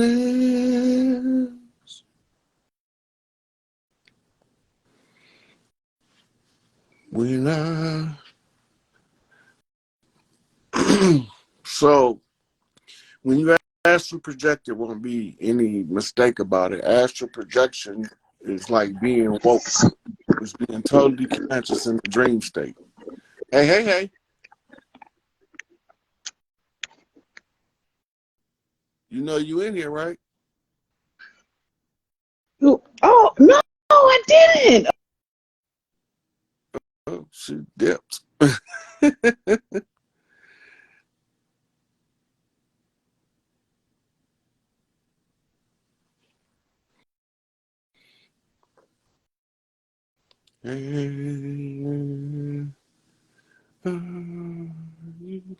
Slipping into darkness. He's got. Where you at?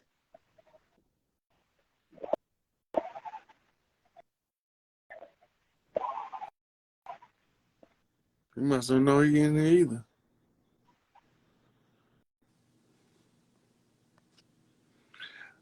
right, y'all got requests, and I'm trying to pull the people in. Got requests. Now, y'all don't come in. I'm just gonna drop you right back out.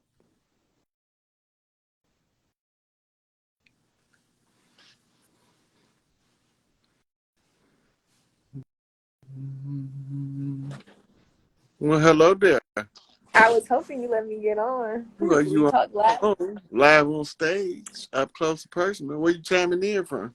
Ohio. Ohio in the house. I have one question. So, if someone is trying to open up their heart, what do you recommend they do? The opening the heart chakra is 90% relying on developing a loving relationship with yourself. When you have it clogged, it's because you have repressed traumas that creates your self-doubt, right? And the self-doubt is rooted in the fear. How did I ever let this happen to me? You was a fucking baby. That's how. You wasn't adult enough to know what you know now, and you wasn't strong enough to protect yourself like you are now. So you can't hold yourself responsible for what somebody else did to you before you could defend yourself. And this is a strong tie to self-doubt. This is the traumas. Sometimes it comes from the kids picking on you in elementary. Sometimes it comes from being pushed aside by the siblings, outcast, ostracized, black sheep shit. Mm-hmm. Sometimes it's the adults saying shit about you and you like you ain't there when you standing right there listening, like with no regard for how you gonna feel. Right? All those childhood traumas creates the artificial ego rooted in your self-doubt. Right? So the first thing you have to do is you have to write you a mantra. The mantra is you talking to yourself out loud because you need the extra help of hearing your throat chakra activate your confession of self-love. Write yourself a love letter in the mantra. Come up with 10 things that you love about yourself, right? And turn them into what's called positive affirmations to create your mantra. So you might say, I am this, right? I am great, you know, I am powerful, I am magical, Oh, I am intelligent, and at the end, I love me. I got it right by my door because I'll walk right past it. I have to slow down sometimes to tell myself, slow down, read. I got some on every corner of my house. Hold Them, on. that's called cash and receipts, what you're doing now. Yep. This is all confirmations to what you was already working on, and your self-doubt made you second guess yourself. Mm. So in order to get what you figured is a more authoritative opinion, you ask me, and when I tell you, you already know, and then it's kind of make you smile on the inside because you're saying to yourself, I knew that. Yeah. And then I started knocking for the receipts, which was the affirmations, which was the key to overcoming the self-doubt, right? So what you showed on the affirmations when you flipped the receipts was consistent with what I was saying at the time. That's how you cash the receipt. That's your self-verification to yourself that you wrote in your book of life that you was going to ask for to make sure you was going the right direction. So Yes, you're going sir. to ask the professor, is this work done right? And you get an A plus all the time. But Yeah. you, but you want to know if your work right. But you get an A plus all the time.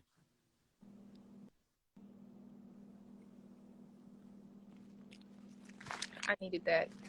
I was hoping. I'm like, oh, I hope you let me get on tonight because I got on with you previously before, Mm-hmm. but I've been with you because you follow. I literally rebranded like I would say, like I've always been this person. Last time I talked to you, I said I watered it down, and I forgot what you had told me, but you said something that just clicked to me.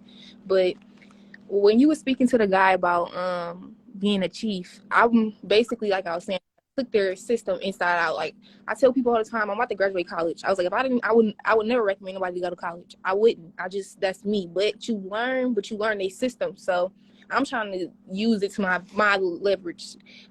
So my question basically is, if a man is uplifting the youth, if a woman comes in, I want to build a recreational program, like a rec center for kids, for youth in like Cleveland, Ohio, because that's where I'm from. And we got a lot of skaters, a lot of grinders, a lot of shakers, but people don't understand their magic or who they really are, or what they really possess. So what I was saying was, what would a woman be if she wanted to, a big mama? What would her name? So some of the women are chiefs too. You gotta remember that. And that's because they doing the same work that another chief would do. Any of the chiefs would do the same work. Right? So they just earn the status, and they have the women's right to rule as a chief instead of the father line right to rule as a chief. They get it from the mother line. They get double inheritance. So that means that they come from a higher ranking spiritual family line.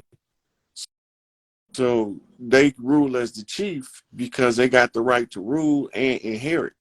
And then most of the time, the chiefs is dipped from the priestesses of the family griots, which is the historians, right? So but if you go out and do the work, you know, you still have the rank in the community without it ever being spoken. Mm-hmm. It's already understood. And that's how you already get your respect. That's how it is. Like my grandmother, like she's from Alabama. A lot of my family stay in North Carolina, but like they used to say, like East Cleveland, like it was a really, really nice. Now you go to East Cleveland, but they say my grandfather used to go to school. Him and his siblings used to go to school in suits or cars. And I Well, was you just like, got to think, we used to think that going to the school system was an event. And a lot of us wanted to look nice for the event. The same with going to church. Because we wasn't privy to mass education. Remember, we was blocked out of institutions.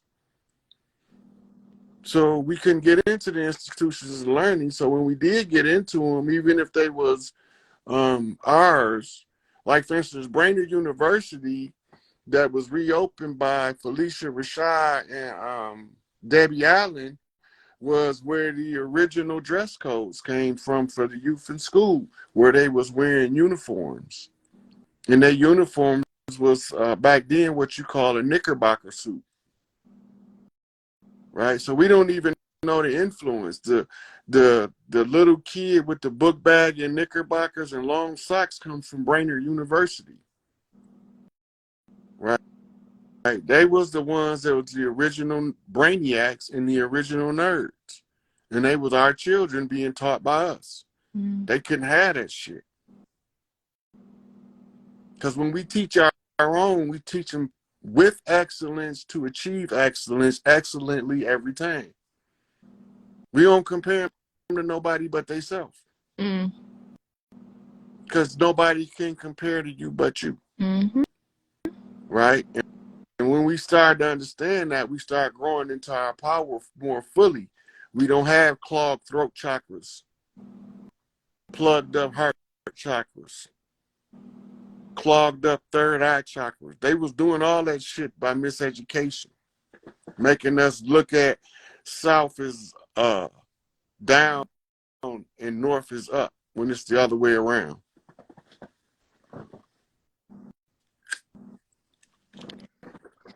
I really needed that. I was hoping I was hoping. I didn't even hope I knew. Look, I didn't even hope I knew. But I'm gonna let somebody else get on here. I asked just about everything that I wanted to know. Got to touch bases. Peace always. Yeah. Thanks for chiming in. Bye.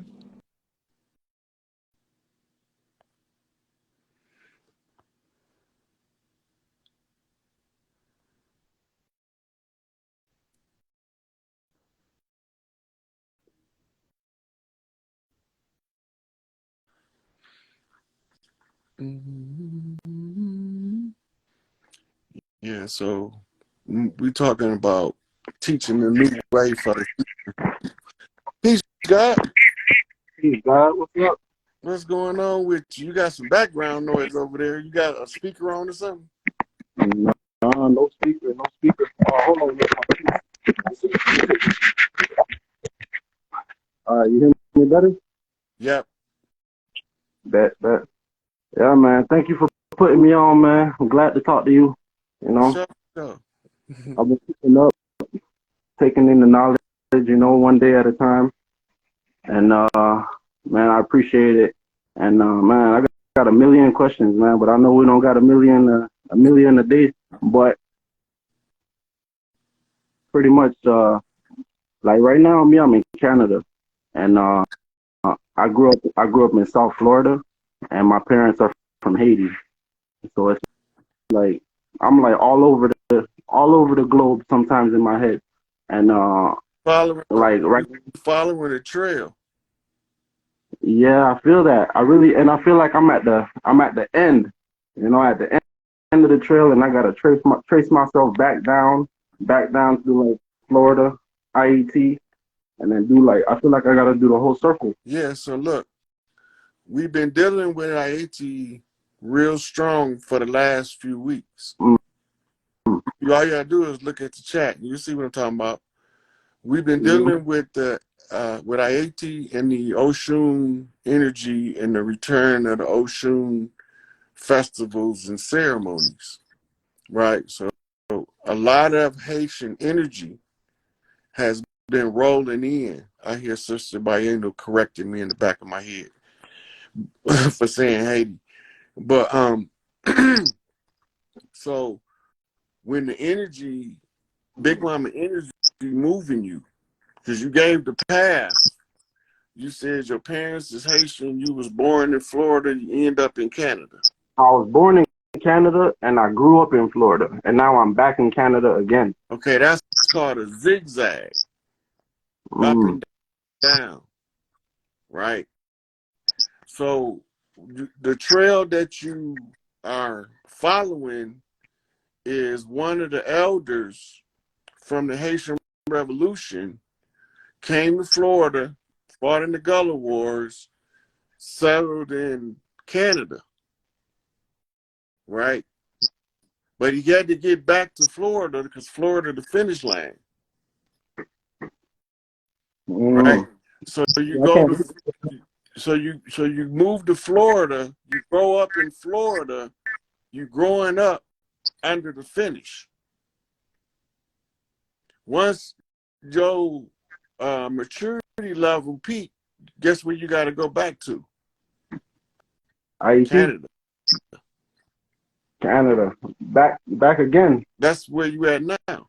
That's Mm. why you back. Because now the ancestor whose energy you following got you on standby. Your next major move is going to be to support Haiti or IAT.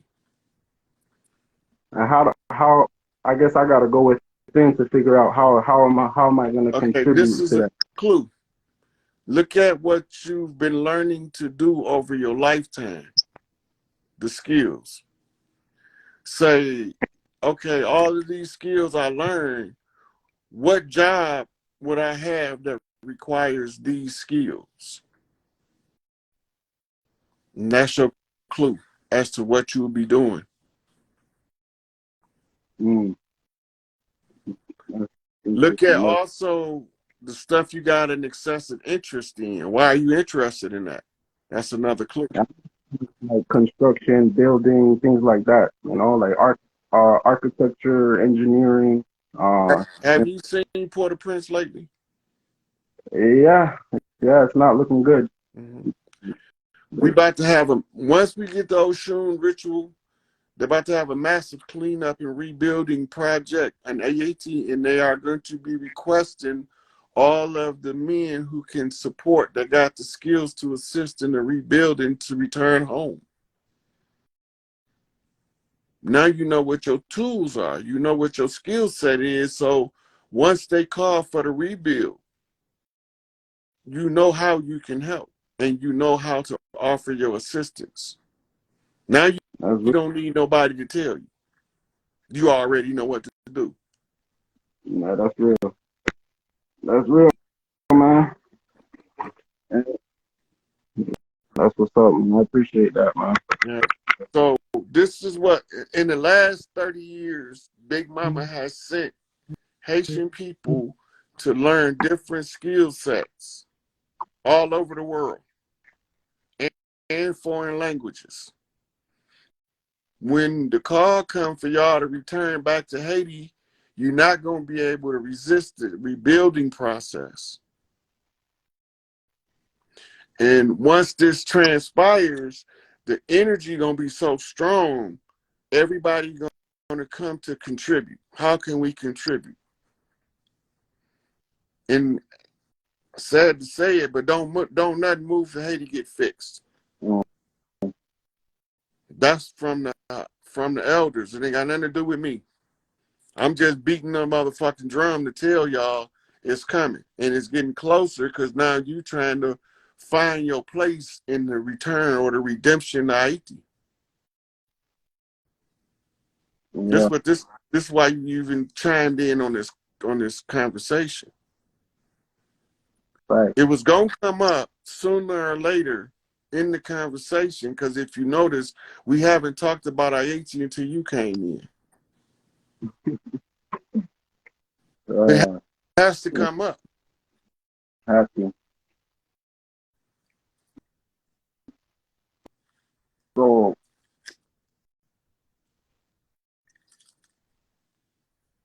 I was trying to get like, how do we get it started? Like, what do we have to do to, like the ceremonies and whatnot? Like, That's up to the priestesses. I've been reaching out to the ones with the skill set and the power base, but I have yet to make a successful connection. But the sister, I know she understands the history to the effect to know the importance of the closing of the conjure if she can get the information and review it. And we believe that the guy they call Barbecue is the reincarnated John Dessalines who came to call for the warriors to return home to close the conjure, which is why he's been involved and lied on by the government. it's complete chaos in Haiti right now. But it's really not. It's the struggle for order. It's not chaos. Yeah, no order. Yeah, everybody's looking for their place. They're trying to find their place, and there's so many people that just don't know don't know what's going on, don't know what will happen tomorrow. But I still think there's hope, there's faith. I still believe like it will change for the better. As soon Uh, as look, it's gonna change for the better. mm, Haiti hold the fate of the world. If Haiti don't get fixed, ain't none of us getting fixed, mm, right? So what's gonna happen is just on what time schedule. It's between the elders of the land, big mamas, and prime creator. They the ones established the time chart. We just following the steps. mm, They reenacting the reverse of the Haitian Revolution, right? that's So like when we're still. everybody left, John Dessalines was left to continue on after the Bookman was gone and Toussaint was gone. Mm, Now he rides up now so that they can return with the priestesses for the honors of liberation and redemption of Haiti. And if Haiti don't get none, ain't nobody getting none. This is as simple as that. it makes sense. It makes sense, man. I remember I asked my mom a question. I asked my mom, was our family in Haiti before Columbus came, or did we come to Haiti as slaves from Africa? She told us we was already there, and Columbus came and took all the gold, and did whatever the hell he wanted, and and then now I find a lot of the people like in my family, a lot of them are into like religion, and they're like stuck on the religion, and it's like I I feel like it's a fear thing. I feel like it's like embedded in them to like um believe in that. So the way that the religion is designed to work is it takes some of your history and twists it into a false narrative, so your genetic memory will gravitate to the part that comes from your genetic memory, right? It's gravitate to the religion. That's how they trap you. It's that's right, Phoenix. It's a spell. Yeah, That's how it works. yeah. I growing up with it. It was hard for me to follow. It was hard. Like I would try my hardest, and it's like I would always end up with questions that can't be answered, and then I would keep asking those questions, and then it led me here pretty much because I kept going and searching, read the Sumerian tablets, and I wanted to ask you because I read the tablets of Enki, by Zechariah Sitchin, but I remember you saying that there's a better version of those tablets, and I wanted to ask you where can I find those tablets? Um, I prefer the Holy Tablets by Malachi York. Malachi York. All right, I gotta check that. And yeah, that's honestly, I'm gonna keep praying for IT, and whatever I can do, I'm gonna do it. I already have in mind to send containers down, like So equipment and stuff it's like that. funny you would mention that because me and sister out of London, we planning on sending 1,000 Oshun colored shirts down there. That's nice. That's beautiful. Yeah. That's Um, beautiful. we just trying to Yeah. get everything situated in the background so when it come time to send it, we ready. Mm. Yeah, I mean, I'm trying to find the link to send them. That's the hardest part is having the right person to get the things down there. But it's in the works. It's in the works. I had one more question. I remember you were saying that like you were born on the 7th, your mom was on the 7th, and I think somebody before that was on the 7th. My grandfather, my mother's father is the seventh child. My mother's the seventh child, and I'm the seventh child. That's what it was. That's what it was. Because that reminded me of something that I have in my family. It's like with me and my dad and my son, we're all born 30 years apart, and also my father's father, he's also born in 32. My father 62, me 92, and my son 22.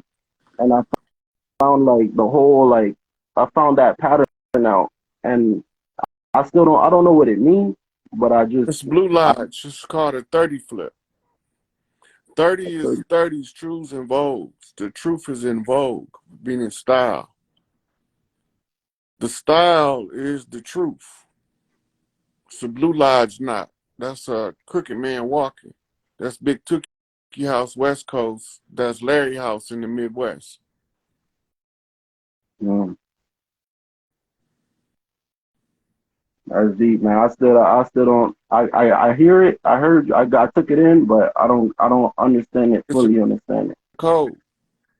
Mm, The code was for you to ask the question.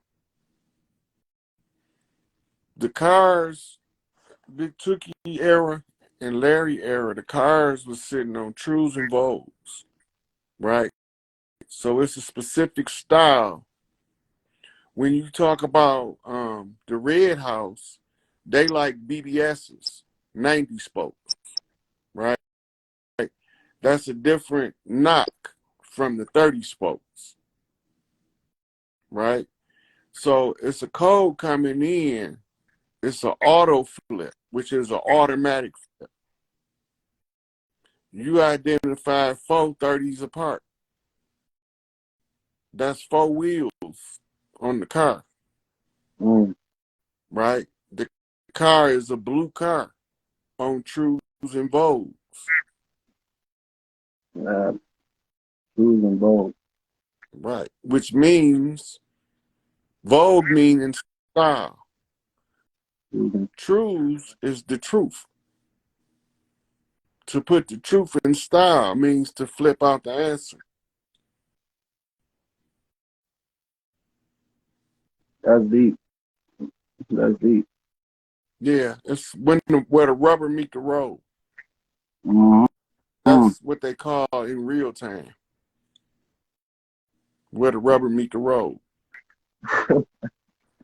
That's a cold one. I'm gonna meditate on that, man. But Mm-hmm. I appreciate you, man. I appreciate you bringing me on. Everybody else, they kept missing they chance, but I was like, man, I can't miss my chance, bro. This is just a once in a something type thing, you know. So All the time, man. Be in touch, man. Hey, inbox me because Sister Phoenix wants you to meet the bookman. for sure, I got you. I'll inbox you right now. All right. Peace. Peace.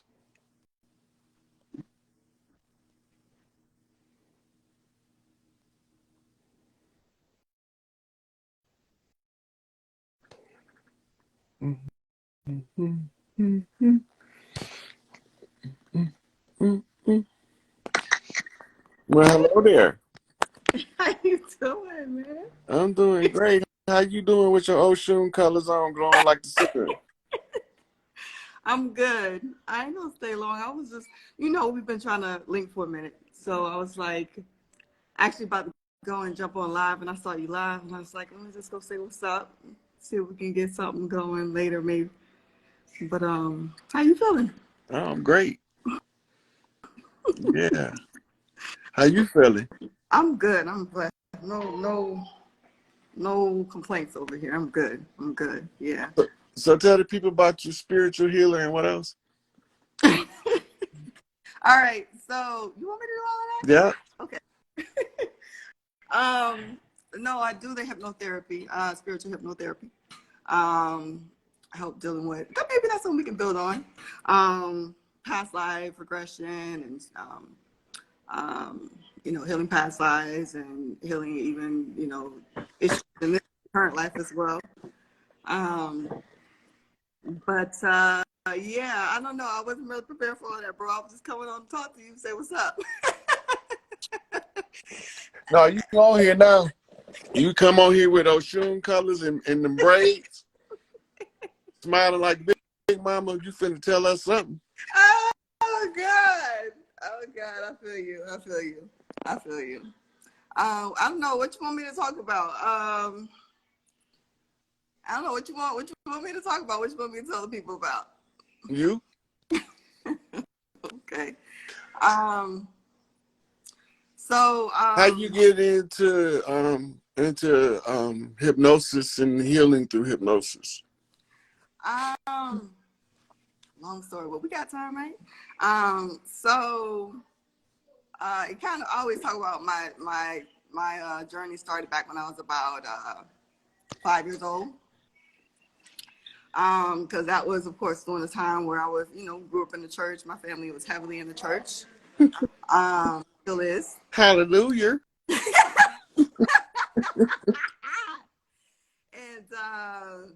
And my cousins had a father who actually just recently passed away, who owned the church. And we would go there. My aunts, everybody would go there. Even when my parents couldn't attend, they were sending me with my aunts, so we was in church all the time. And one day I just remember, you know how the Southern Baptist churches go. You know how that go, right? Yeah. Everybody catching the Holy Ghost, everybody up in there speaking tongues, and that was a norm for me. And you know that Christian, right? Huh? What they call speaking in tongues in the church and shouting in church, that's not Christian. I know that, but I just mean as far as the holy, like the. I know what you're talking about, right. But I was bringing to your attention because that's voodoo. Say it again. That's voodoo. Yes. That comes out because most of us don't do the research to know that we concealed a lot of our stuff in the church, and that's why we get stuck in the church. For sure, for sure.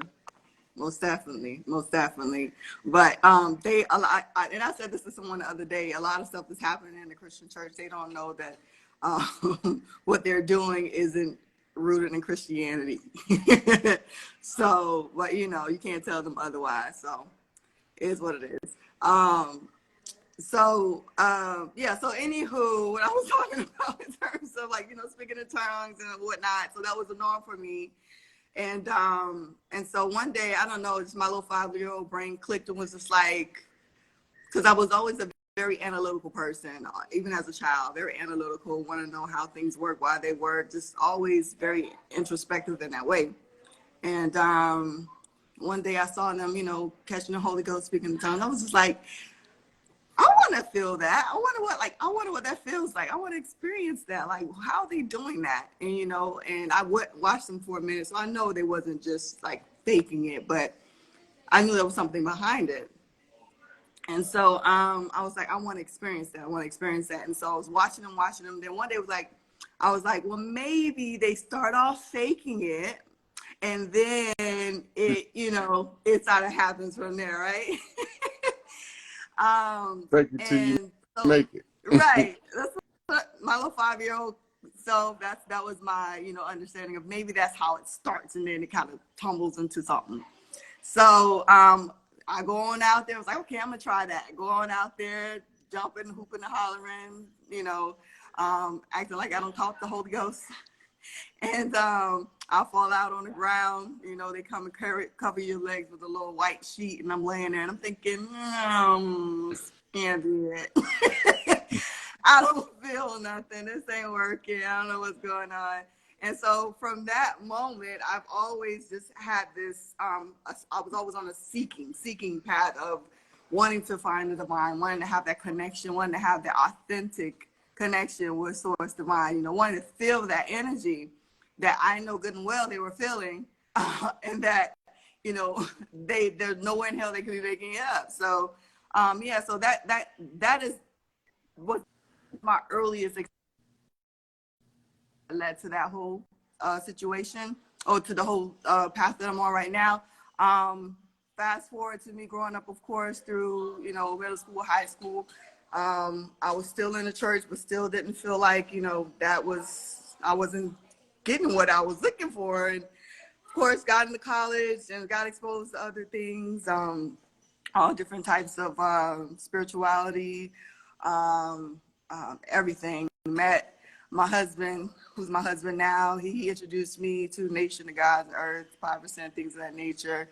And just still everything, nothing really felt, You know them dirty Moors killed Puddin', right? Clarence 13X, right? Founder of the 5% Nation. Them niggas shot him dead. Them niggas did that. really. With the fezes. Them niggas. I didn't know Now, that. I'm gonna make sure it be known. I'm gonna tell on they asses. I don't care if the government don't get them. I would want our people to know what happened to one of our elders who was a noble man in the community that was doing the work. Right. So them motherfuckers murdered him. The same ones that killed Malcolm was the same niggas. Yeah.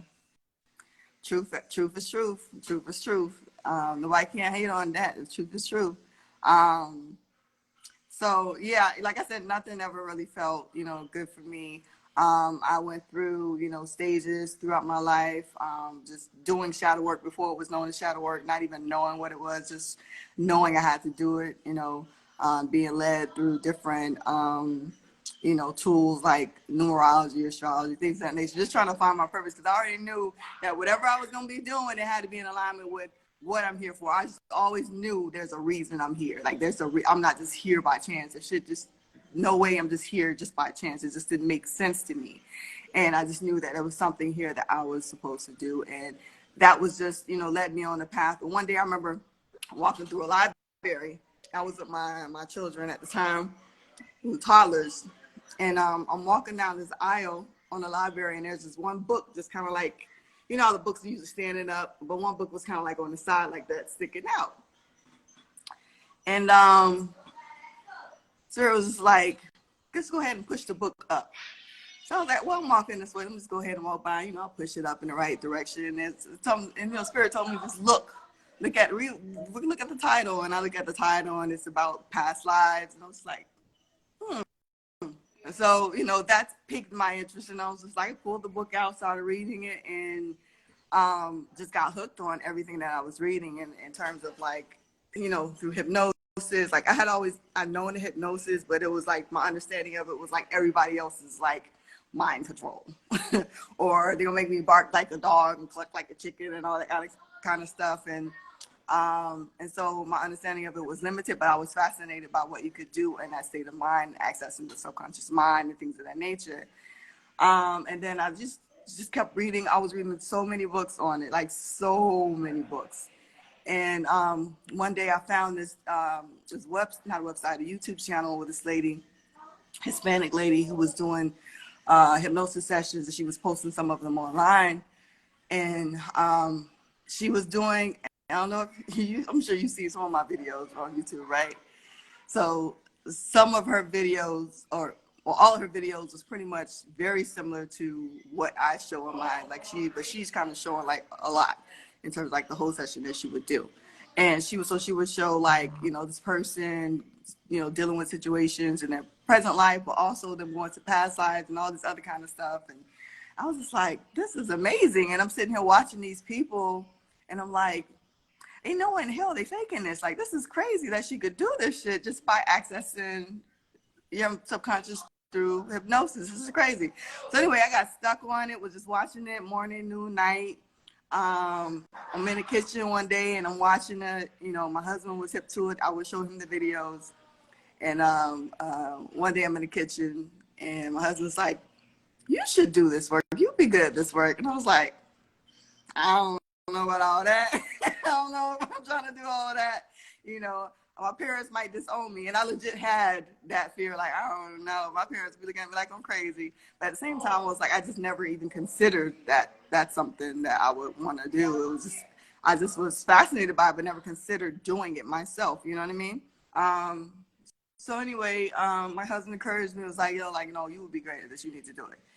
So I sat with it.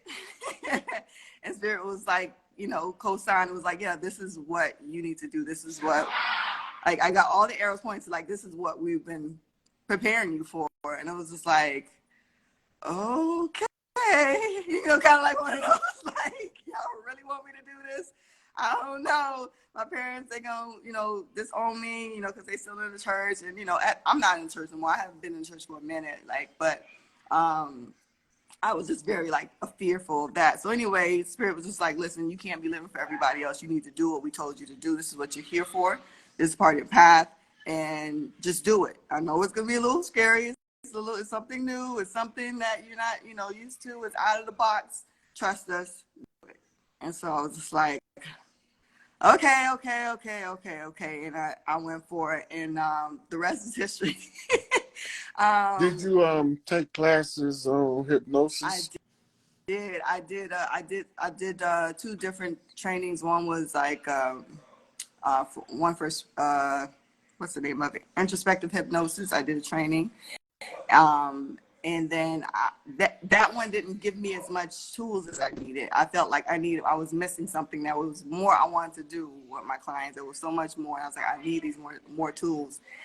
And then I just started looking for other schools that had what I was looking for, like the, you know, the spirituality aspects of it, and just other tools that I knew that I needed. And Spirit guided me to another school, and I spent about a year picking up other methods, studying, practicing, implementing them in my sessions with clients. And then I just created my own, you know, unique method of session. Just took things from here and there, what I felt like I needed, and that would help my clients. And yeah, and so that's what we're at now. Like it's been a ride. It's been a ride, bro. It's still a ride. Was that you doing the guided meditation on the video I shared where the guy looked like Malcolm X? Say it again. Was that your video doing the regression when I shared a picture of a dude that looked like Malcolm X on the reel? I don't think I I don't know. I didn't see that video you posted. I don't. No, I haven't done any guided meditation, so I can't say that was me. I don't think so. I have to look and see, Oh, but I okay. don't think that was. Yeah. There've been a couple of people that was asking. They said they want to have a session. So how do they find you? Oh well, I have. First off, I don't have anything available till April. I'm booked all the way to April 2023. So if you want a session, that's cool. I can give you my website information. You can do that, but it won't be anything sooner than April. And it's on my website, neoshihipno or neoshihipno.com. It's at the link in my bio, just to make it easy for you. But yeah, you said they're from Africa. They're in Africa. Who? You said No, I someone in Africa. said some people were asking. Oh, asking. Mm-hmm. Okay, I was gonna say I got a lot of clients in Africa too. Yeah, so yeah. Well, I thank you for chiming in with me. Of course.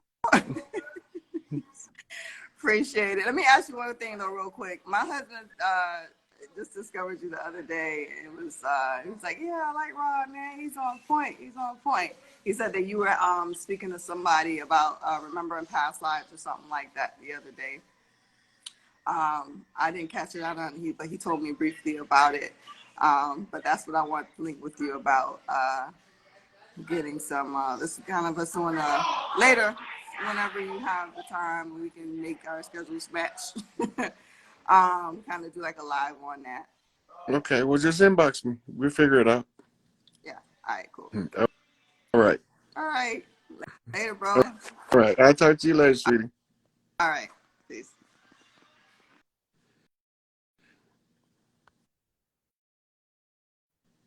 Okay, I'm gonna take one more caller and then I'm gonna wrap it up.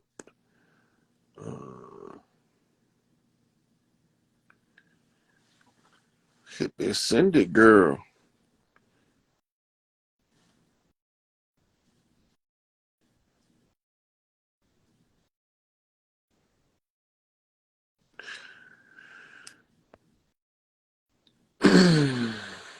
So how do we make women aware of their powers and abilities without making it seem like we are passing off the responsibility of kicking the imposters off the land? You can't pass that responsibility to them. The women come into their power by being facilitated to be a woman. Like, so the things that women do that makes them feel fulfilled as a woman, they actually begin to realize their own power. And if you are a person that they somewhat look up to you, that gives them the strength to tap into that power. Let's see. Prince Joshua. See if Prince Joshua still want to come in here. Peace, God. Oh, what's up, God? What's going on with you? A lot of good things. A lot of good things. Where you at How on the about you? land? Well, right now I'm in North Carolina. I'm in Concord, right out Charlotte. But I was raised in Fayetteville, North Carolina. But I was born in Indianapolis. So yeah. Yeah, I was listening to you, and you was talking about like the animals, and I was wondering, so with the whole sun, the new codes is coming through the sunlight, and that's like activating us and giving us upgrades and all of that. Whenever the animals start to act up, is that when you think we might come online and we could start to really We like? don't want to see the animals act up, because if we see Okay. the animals act up, that means that the ones of us who was tasked with doing this work not doing it. We are not being effective in reaching the people and explaining to them what's going on. As Mm-hmm. long as when they activate the animals, that means we miserably failed. Oh dang, oh dang. No, I was thinking it was on some like we all fighting it together type shit. You know what I mean? Yeah, But okay, I they see. they will come in to play if once we've done the work Hmm. and Mother Nature feel like we need the animals to aid in picking the imposters out. She'll use them in that regard. But other than that, is to just turn the animals loose on the people. That means that we didn't do our job. So that's what we don't want to see. Okay, okay. Yeah, I'm ready for it, man. Cause like Now, if you see that. a whole group of Crips walking down the streets and you see a bunch of motherfucking birds following them, hawks and eagles and shit, that's their support team. Okay. So you just don't want to see just a whole bunch of birds and eagles by Yeah, you themselves don't want to see going them by crazy. themselves. You want to see them following us across the land. Mm. They looking, they overseers. Yeah. They All making right. sure we getting the job done. Cool. I dig it. But that's just our ancestral spirits just using the visual ability of those birds of prey to be able to see what's going on the land as they hover above us and watch. Mm. They got different ways that they are allowed to observe us. Oh, that remind me of that game Assassin's Creed. How you can like tap into the eagle's eyes to see all the enemies and stuff That's like that. exactly how it works. Oh, dope. That's why it's good to know your totem animal, because whatever your totem animal's primary ability is your inherent nature. mm. We got multiple ones, right? We got more than one. The higher your spiritual rank, the more spirit animals you have attached to you, which comes across as more totems. Mm-hmm. Okay. Hold on, let me turn this light on. All right, there we go. Mm. Yeah, because man, I've been ready to. It's like people they want us to just kind of look past all this stuff that was done to us. Like, I don't get that shit. Like, I'm like, when are we gonna go after the ones that's after all these kids and they've been putting all these uh trapping our parents and our grandmas and all of that shit. You know what I mean? Yeah, Like, remember we was in a perpetual war for 500 years. hmm, The trick of the war was to make us not fight back. I'll make a docile. Right. So everything they did was geared to make us non-resistant to their rulership. From the lies they told us in history to the social conditions and the redlining and the blacking the institutions with pale faces. All Hmm, those are strategic moves of warfare. hmm. We not looking at them as that. We looking at them as this is the society I was born in. Yeah. Mm. Right. But internally, deep down inside, some keep telling you this shit ain't right. Yeah, right. It's yelling like screaming. Yeah. So you know something ain't right. You just don't know what it is. Hmm. And that's what takes all of that studying that I had to do just to see the problem clear enough to know that we was lied to about being brought in shackles on slave ships packed like sardines. Mm. So Right? Just it's the like the whole thing analysis was a of lie. the amount of people that they claim was on one ship, right? Hmm. Conditions they was in while they was coming, and they didn't have running water and bathrooms on those ships, nor did they have a mess hall. Yeah, how they gonna eat? Right. So they Mm. got no way to eat, nowhere to shit. This don't make sense. No, I could They barely said that take a room full of dudes the farting. 2/3 of them died in the middle passage. Shit, if one motherfucker made it under the conditions they describing to us, that's a bad. That motherfucker is Superman. Yeah, talking about the survival of the fittest type shit. Yeah, because For real, that's for real. actually all that vomit from motherfuckers being seasick, shit from motherfuckers having diarrhea, motherfucker dehydrated, pissing everywhere because ain't nowhere else to go because you shackled down. That motherfucker be a gas chamber in a week. Mm. Ah, The so fumes it was alone all a kill a fairy motherfucker. tale, basically. Yeah, because you got to remember, urine comes out sterile. But when it gets exposed to the air, the uric acid begins to change into ammonia. Mm-hmm. Yeah, and that's Ammonia, poisonous, right? yeah, you can't sniff a bottle of fucking ammonia. No, no, thank you. I see what you're saying. All the cells would have been dead then. If Yeah, they they turned that couldn't. way. They couldn't. The narrative they gave us don't work. Mm. Right. Mm-hmm. Then they said that the people that lived over here had so much cognitive dissonance that they didn't even see the ships. I don't believe that. Now you gotta say, well, Ryan, why you don't believe that? Right, why you don't believe that? Because Khan Mansa Musa came over on a ship. Mm. They interacted with him, traded with him. His brother came over here. They went back and forth. We traded wives across the water for thousands of years on the East Coast with Africa and thousands of years on the West Coast with Asia. And we never had a problem seeing what the ships look like. Mm-hmm. Now, Yeah. all of a sudden, we can't find a single slave ship. Yeah, I just seen not too long ago here on Instagram, because I be following like archaeological pages and stuff sometimes. They found this ancient Egyptian ship. I was I like, actually what? posted it on my page for people that think you making it up. See, so it's And my crazy. comment on there was, and still no slave ship. Wow. Mm. Only one we got is them pictures. And that's the blueprint to Notre Dame University. It's a perfect layover. You don't believe me, just lay over it. Just do the layover. Anybody can do it. It don't even take much technical ability. Mm.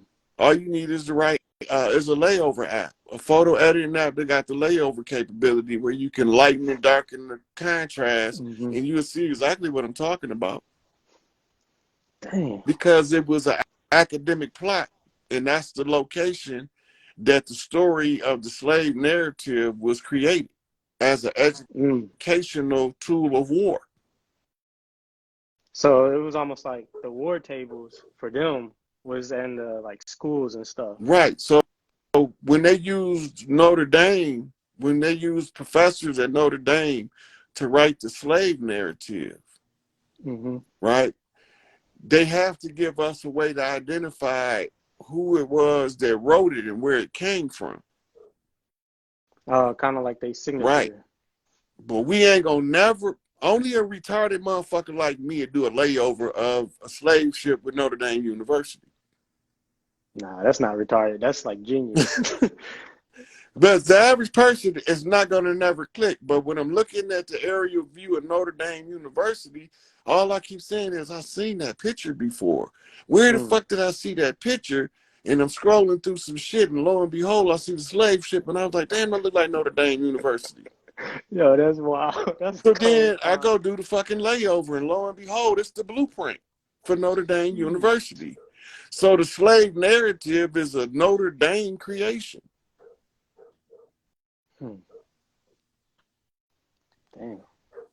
That's heavy right there. I mean, I've heard you say it before, but it's every time you say it is heavy because I'm just thinking about, because like, you know, they are so infatuated with like the shapes and the blueprint, and they like numbers, and they like goes into the buildings and the streets and like the city layout and everything, and it's wild to see how when they do that, how it applies, like it flips over to like the real life, like to our lives and how we live in and stuff. And like I guess it's like a way to shoot a weapon or whatever, how to use those spiritual weapons. But yeah, that's crazy. Do you think we'll be able to somehow, I don't want to do what they did, but or is that just them getting kicked off now? They getting kicked out now? Because I don't know, I just don't like this. I don't like just sitting here feeling like ain't nothing we can do, you know. I mean, I Right know, you now, know, on the all it mental, is just an waking information people up. game at this point. Okay, so it's We're the just trying actions are only get enough for us to be aware to activate the universal consciousness to flip back to our favor. Mm. I see. Yeah, that one mind type. Once everybody on the same page, then it's like, I guess the forces of nature and the universe, it kind of, I guess that's us in a way too. That's us doing that. Hmm. Dang, that reminds me, is we got the power. There was this, I was mad. I was just pissed driving to work when I used to work at this trash porter job. And I was just going off on like the ancestors and those up top, talking about how I don't want to wait no like 5-10 years for this process to be over. 20-30 years, like it's got to be done now. We got to start now, cleaning up, finishing it up. And then like I was going off about like 30 minutes or so talking to them, and it was like the next day, that's when the whole Kanye thing started popping off. And then I remember then I think that's when we started talking about the oil company over there and the Ukraine, and how all of that was coming out about how they was connected to Biden and all of them. And it's just like a whole lot of stuff started happening, and it was like, dang, we really do got the power. It's just, I guess you gotta have like emotionally charged. You gotta be emotionally charged and believe it, that you are like one with the source type whenever you speak certain things. And if we could all come together, say like 10-15 of us, or like you be saying, if just 3 women that got like love in their hearts, they come together and they start saying stuff like that and commanding it, not like asking, but like commanding it, I bet it'll happen like much quicker. Yeah, that's a manifestation. The 369 is there's 3 maidens, which is females pre-puberty, 6 women that's childbearing age, and 9 elders. Or you reverse it. You can reverse it. 369 turnaround. Right. Would that be So you, like a what they did in the priesthoods back in the day? yep. So that's how they balance everything out. When they run it through the 369, that's the turnaround on the energy. And women are directly using spiritual energy when they, anytime the sisters, they got the love in their heart that ain't been corrupt to get together, it's an automatic energy elevation in their presence. And the They're like more of you amplifiers. add to it, the stronger that energy elevation becomes. Right? The problem is trauma. Yeah. I know a lot of our women are fighting through that. They're going through it. Yeah. So the trauma, when they get together, the trauma turns into little animosities and pet peeves that irritate. Them just the pent up traumas. They irritating your trauma. When all of these good vibes is irritating your trauma. So you got 2 choices: feed into the trauma and cause a disruption, or surrender the trauma in order to release the karma. So what would that be then for them to surrender? Is that like them just accepting that it happened and like just going through it and just accepting everything like that it is, like it is what it is, or it is what it was. Yeah, and then and moving they got past it. willfully be knowing they refuse to be held hostage by those little anchors, those little pins and needles that is the 1,000 swords in your back. You take the power from them by releasing it and saying to yourself, this will no longer hold power over me. I take my power back. We should make women, or not make them, but teach them on a daily basis when they wake up to say, if any unknown contracts come my way, I'm rescinding my power. I'm taking my power back. Because they keep tricking them with these contracts of different sorts. Yeah, because it's not just written contracts, right? Right. So they could get you to, with ill intent, put your Hancock on the paper, right? They done trapped you into their dirt, and they riding your energy to absolve them from the karma. That's wild. That just don't seem right though. Like It how could it it won't be right in the future, but the system that we are overthrowing, that was the where you could sacrifice a righteous person to the wicked person could sacrifice the righteous person to redeem his wickedness. hmm, dang, okay. But That's wild because under the new before agenda, hmm everybody get what they earn, good, bad, and indifferent, and nobody can be sacrificed for your dirt. yeah, that sounds like how it should be. Yeah, Uh whoever did the dirt got to pay for the dirt. hmm That's it. That's what mama and daddy be saying. That's how it's supposed to be. Yeah. Yeah. Um this is like I guess we switching it real quick because I've been wanting to ask you this question for a while. Um what do you know or what do you know about Indianapolis, as far as the Indian history about it? Because I mean, I know it's Indian in that name, but this whole time, my whole life, I never even like saw that. It was in my face this whole time. Yeah, but Indianapolis meaning Indian metropolis. Mm, okay. We talking about Indiana, right? Mm-hmm. Indiana also is Indian, but it's Mm-hmm. the feminine. Oh, with the A at the Mm-hmm. end. Mm-hmm. So Anna was the queen of the land at one time. That was her title, Oh, Queen Anne. that's what my Right, grandma's names. right. And they call them, those are names that big mamas of the land take in certain tribes. So when you see Indiana, it was a native tribe that was matriarchal led by Anna. Anna Mm, is also rendered in Hebrew as Hannah, mm-hmm. right? And these is the stealing of our culture and our symbols in order to usurp us as a people. Damn. Okay.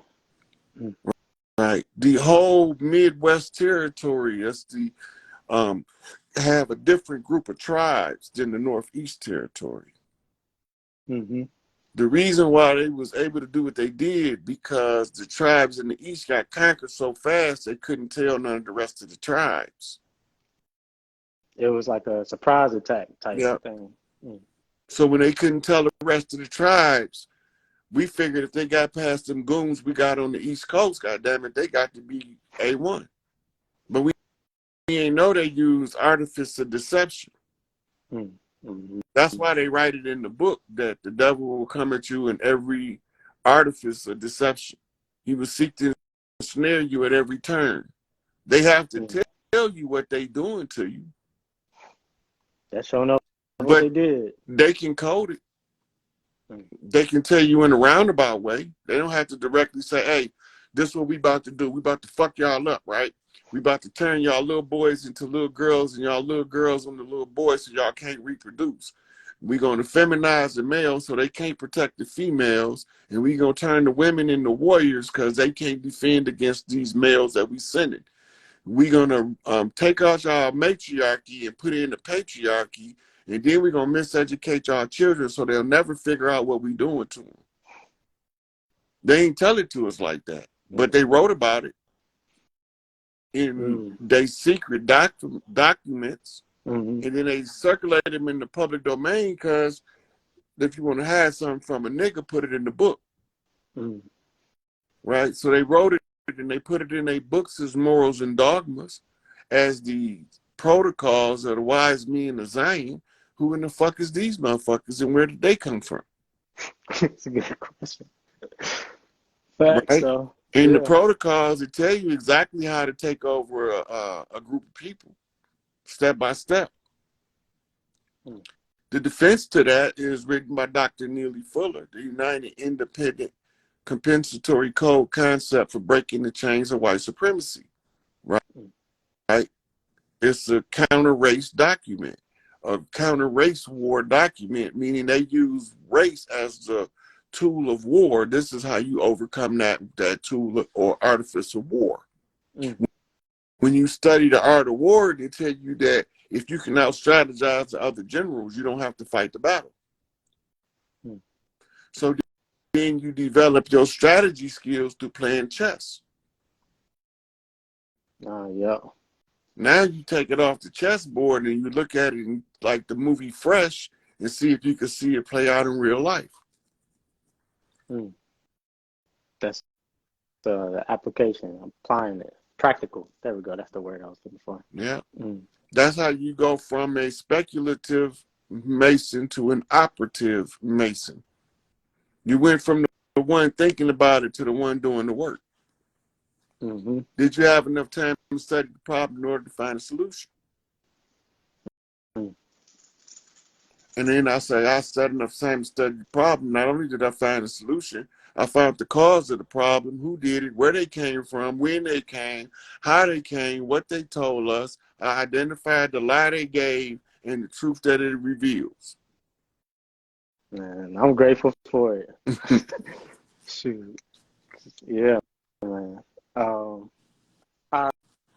Earlier you was talking about also about them coming down here, and Man, you don't want to see them strange looking motherfuckers.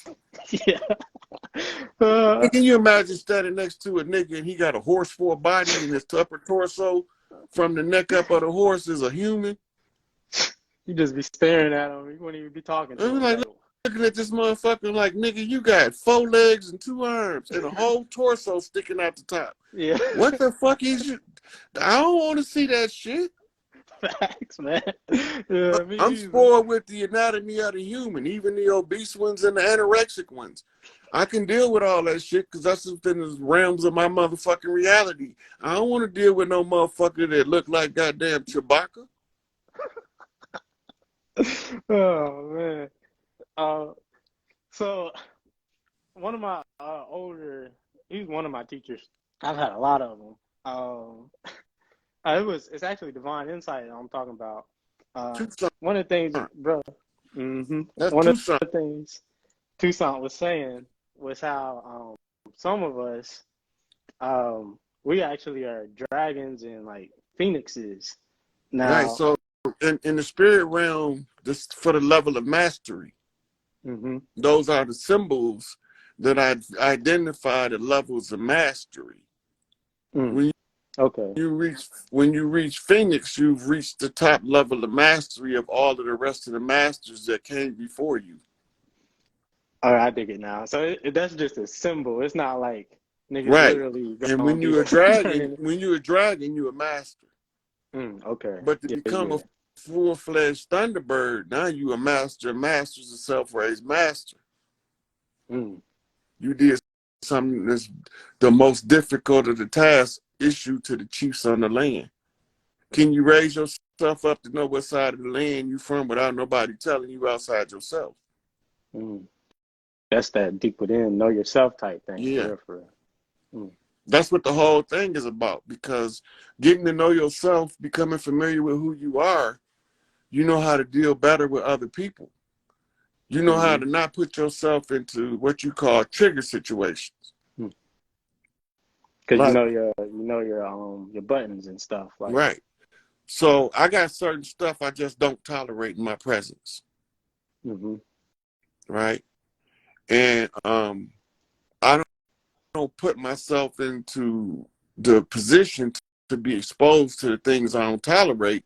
That because I know good and well, sometimes you got to punch a motherfucker in the face to do what's right.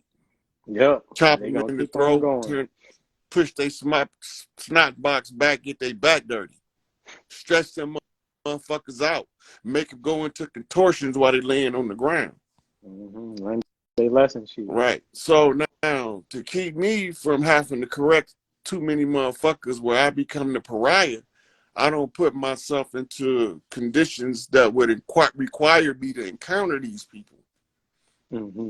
But I want the smoke.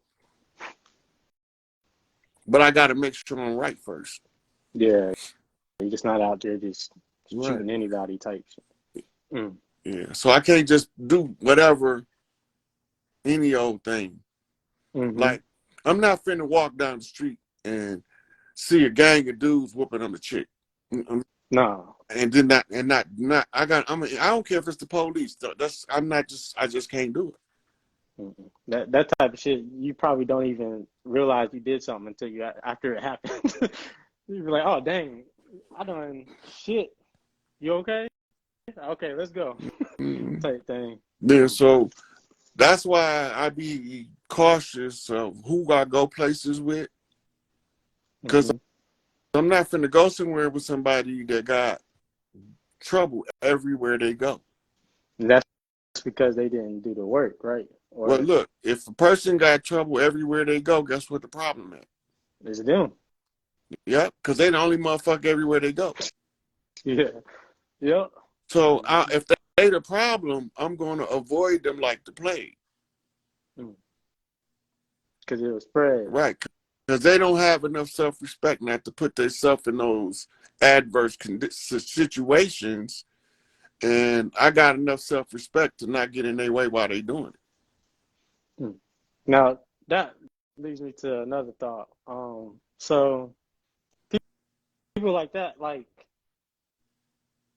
this is it's related, but it's not in a way. So like people like that think like us, I guess, that we don't want to put ourselves in situations that we know that is going to cause us to react a certain way it. that Mm-hmm. is going to be negative to us and whatnot. So for the other people, like, will they eventually mature or wake up or whatever it is, Some or of them are they just don't like never wake different? up. Some of them get put to sleep permanently. Okay, Listen, so it is like a one thing difference in the about people. life, change is inevitable. Mm-hmm. Anything that refuses to change is forced to change in the form of death. Anything that refuses to change becomes putrid and it folds in on itself. It's recycled by nature. Oh, it's like you're gonna Yeah, change either way type right. thing. So you might be reckless as a youth and miss every fucked up motherfucking opportunity for you to be dead just so you can have the experience to be a wiser elder like me. Mm-hmm.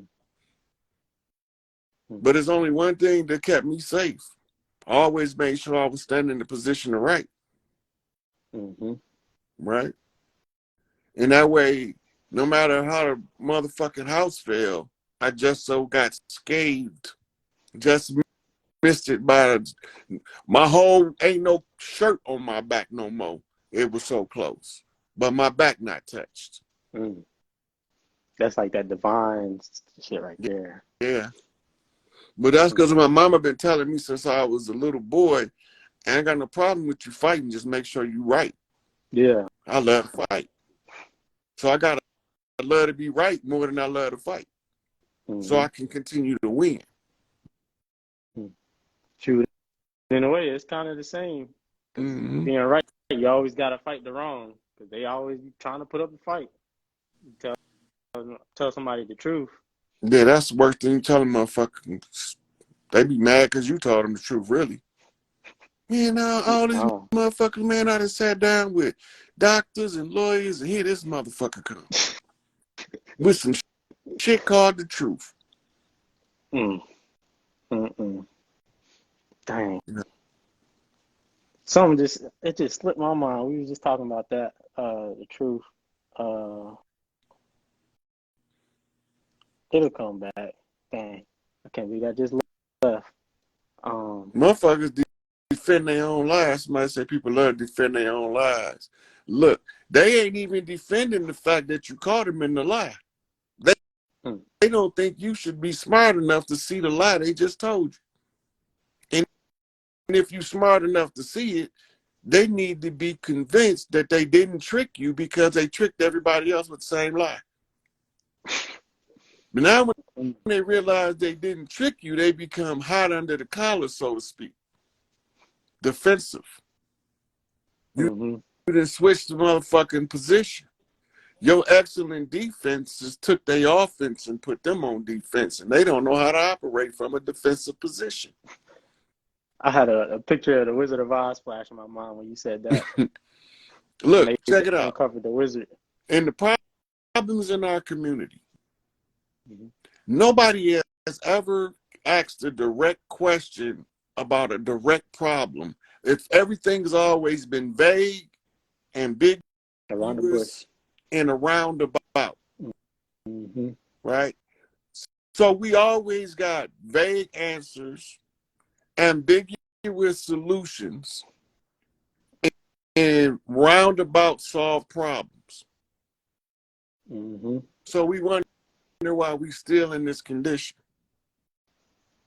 We still in this condition because the condition of our mind hasn't elevated beyond victimhood. Mm. As long as you sitting here crying about slavery, Mm-hmm. there was prisoners of war. Which would you rather be, a bitch ass slave that just laid down and took it, or a warrior that got captured on the battlefield and put motherfucking chains to try to keep you from fighting back? Which make more sense to the reality of who you are as a person today? Definitely the second. They're both my ancestors Because too. I'm not finna just be no go along to get along ass nigga, yes man, for nobody. Mm-mm. Right? Mm-hmm. So since I'm not gonna do that, I'm not gonna tell nobody to lay down and take this shit. But I'm gonna tell them all, you gotta fight how you know how to fight. Because you can only win your battles according to your own skill set. And the opponent that you face with is only gonna be on the level that match your skill set. It's set up that way in nature, like. Okay. Yeah. So, you was talking about earlier. You was talking about how they said that they would kill us pretty much. Like that's why the elders, they don't want to talk about. Right, because kids are telling. Yeah. Babies are telling. They don't give a flying fuck about your feelings. Mm-hmm. If they know the truth and it feel right, they gonna tell you. Yeah. Ooh, what's that big old thing growing on your nose? Girl, don't say nothing about that on that man's face. Right? The little kid gonna tell it. That's so true, though. I've been in so many situations like that. I walked Little kids. in Kentwood, Michigan, has a black population of 0.001.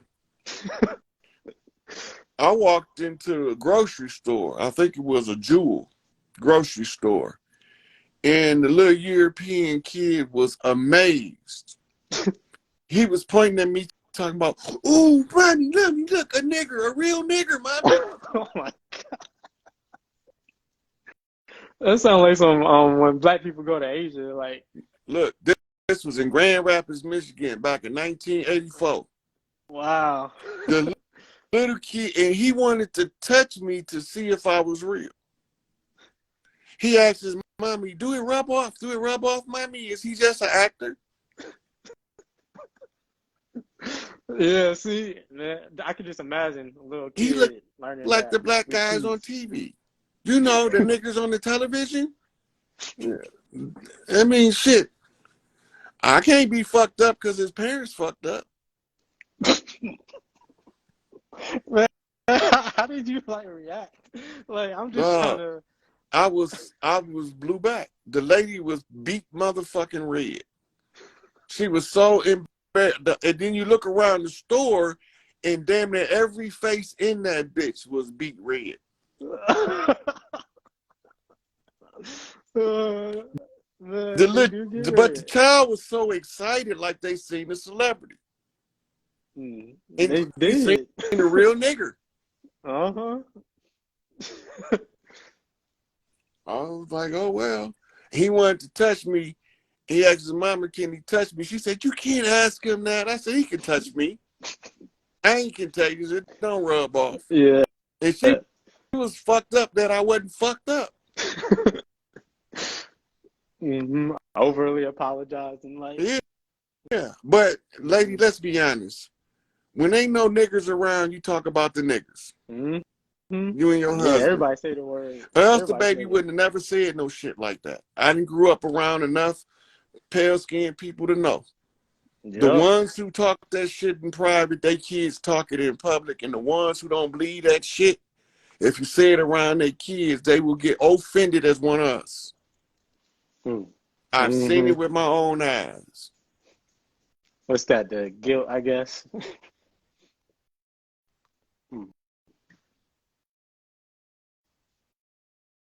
Dang, yeah, it just came back. It just came back. So what around what like year was like the switch? Because it's like in my research, it's like they ain't really been running stuff not that long. But when I talked to my grandma, my great grandma, and them, they still talking like about this African stuff and heavy on church. And I mean, I know you just said they got some of our stuff in church, and that's why, because no, I dig it, I get that for sure, for sure. But like, was it in the 80s, the 60s, or like when did we start being African Americans and Black people and all this crap instead of the Aboriginals and Well, Indians? it was a process of what they call attrition, right? Mm-hmm. Attrition means gradual over time. Mm. When they declared the motherfucking dollars roll $5 Indians chief by presidential decree in order to sign treaties with them was the beginning of the downfall. Okay. Right? That's when they started changing who we was with the Trail of Tears. Mm. The Trail of Tears is how they matriculated they Mongolian, Han, and Vedic or Hindu servants that they won in long wars and with those people as Etruscan Moors as Romans. Mm. Mm-hmm. And when they got kicked out of Europe, they brought their slaves with them. And they took a sizable portion of pale skinned slaves. This is who they trained to be what they call a blood shield, which Mm. was a mystic rite of passage for them to stand in the front of the ones who's giving the orders to keep us from getting the information. Wow. Right? So they gave them recognition and prominence in the world stage for pretending to be the real royal families of the world when they are all imposters. Mm. The So, Irish is Orisha. The Irish is not even classified as a European or a Caucasian. That's why they call them the redhead stepchild of Europe. mm. Yeah, man, it's interesting you said that because I got Irish. One of my grandma said we got Irish. I was on A my lot aunt's. of Um, us, a lot of us got Irish in our family lines, and I'm gonna tell you why. The original Irish was Orisha. mm. The word Irish is a word Orisha. Mm. They just changed the vowel in the beginning. Dang. Wow. And when St. Patrick was sent by the Catholic Church to purge Ireland of the snakes, it was the priesthood of the Twa or the sign. Mm. They wore armbands. The women wore armbands that was cobras, and the men wore a headband with a cobra on it.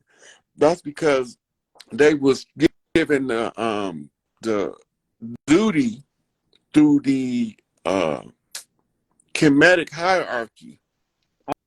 I was just about to say it's like the pharaohs. Right. They gave them, that's the spiritual side. Mm. The Mm-hmm. vulture is the physical kernel side. Mm. So they were sent by the priests of Kemet to teach the priestly rites to the people of Scotland and Ireland. Mm. Queen Scotta and her sister Scotia, they was twins, were both redheads. One was heavenly melanated and one was melanin recessive with freckles. What Mm. we call a piebald suntan. You said they was twins? Mm-hmm. Wow, that's some magical stuff right there. Yeah. Scotta was the heir because she was the firstborn of the twins. Mm. She was the moon child. Mm-hmm. Red hair, freckles, right? They ain't Europeans. That's why they call them Europe's redhead stepchild. Yes, and that's why Maman Brigitte is in the Orisha pantheon. So did they have?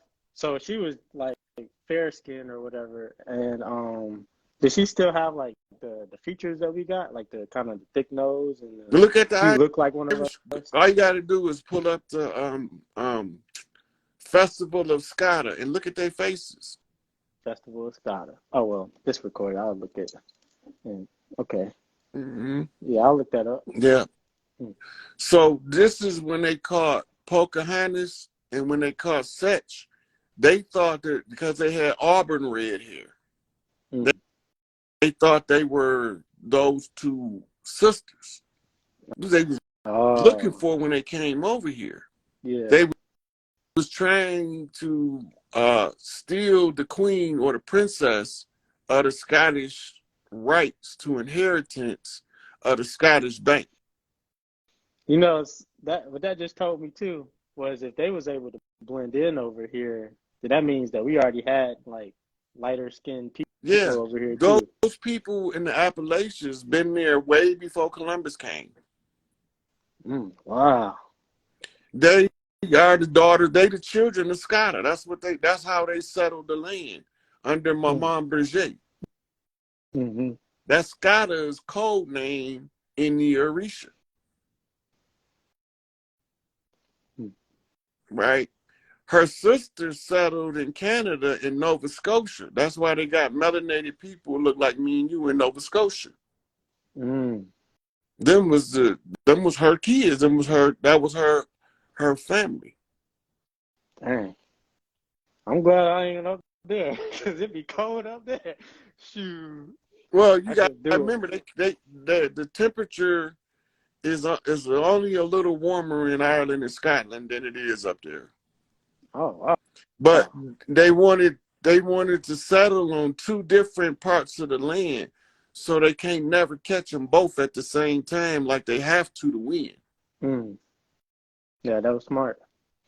Right? So one sister went north, the dark one, and the other one went south, and that's why they gave us some bullshit story about some made-up character named Harriet Tubman and some shit called an Underground Railroad to Canada. So they can give you a cover story as to why New Scotia or Nova Scotia is even set up in Canada. They had to create a cover story. Mm. Right? That's why they created the Harriet Tubman Underground Railroad. Okay. Underground Railroad, motherfucker, that was our trade route. Yeah. We've been Yeah, using I've it for seen. thousands of years. That shit not new to us. But Mm-hmm. the understanding of how it was used has been concealed in the false narrative of Harriet Tubman. Mm. Yeah, because it wasn't it like flipped pretty much? Because like I thought the Confederate, well, I've been learning now that the Confederates was actually us, and the Union was the imposters, I guess. Is that Say true? it again. The Confederate was really us, like Yeah. the code, yeah, Yeah. and the Union was them. But it was like Harriet Tubman's story. She was taking quote unquote slaves up to the north to the Union, and she was fighting with them. Like, so she really wasn't for us, even if it was like a real thing. Right. Because look, that don't even make sense. Right. That don't even make sense. Now, the Confederates the Union in the North, what made them become the Union? Wasn't it like something dealing with the corporations and stuff? Yeah, corporate mergers. Mm. The corporate merger, okay, the first company was set up to establish the first treaty. Mm-hmm. It was a merger between the Virginia Company and the Northwest Trading Company. And it was trading people. They literally was. But they was trading other stuff too. They was taking the wealth from other land from over here, exporting it back to Europe. Now, while they were signing this treaty with the Arabs, who started the initial slave trade, for real, they still doing it. Yeah, I Right? seen that destruction of black culture. I think Black that book is called. Civilization, Chancellor Yeah, yeah. Williams. Mm-hmm. Okay, now, when they formed that union, the first two, they still have to come over here and deal with what was called the Commonwealth Mm. and the other colonies, which were companies. Mm. Oh, wow. These companies were set up as a interim government once they merged and became the Union. Mm. If you want to see how it played out in real time, research Muhammad Karzai, appointed by American government. Mm. It Okay. worked exactly the same way. So now all companies doing business over here, they either have to join the union or be put down. Mm. You see how it happened? Mm-hmm. So the story narrative make the union the liberating force when they're the enslavers. And then they make the Confederates, who was actually the Gullah Geechee Union, to call all of the clans under one banner, and they called them Seminoles, which means a mixture of tribes, because all tribes came to fight the Seminole Wars. So Mm-hmm. the war between the North and the South was really against the European colonizers and the Gullah Geechees. Mm. And And those were like all the tribes, pretty much, the Gullah Geechees. right. Well, the Gullah Geechees, their own tribe. The Seminole is the mixture of the tribes.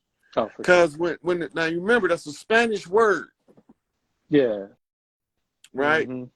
And they called the Seminoles because they was running into Apaches, they was running into Choctaw, they was running into Chickasaw, they was running into Inuits, they was running into Samoans, they was running into Tongans, they was running into people from all of the lands over here, and they was telling each other that they were a mixture of clans, so they said they were Seminoles.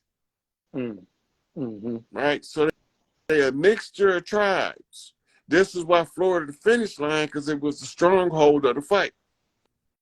Mm. Right? So Mm-hmm. now all of the corporations merged to do business under the false pretenses of a government. All of it is a big wealth grab. It has nothing to do with government.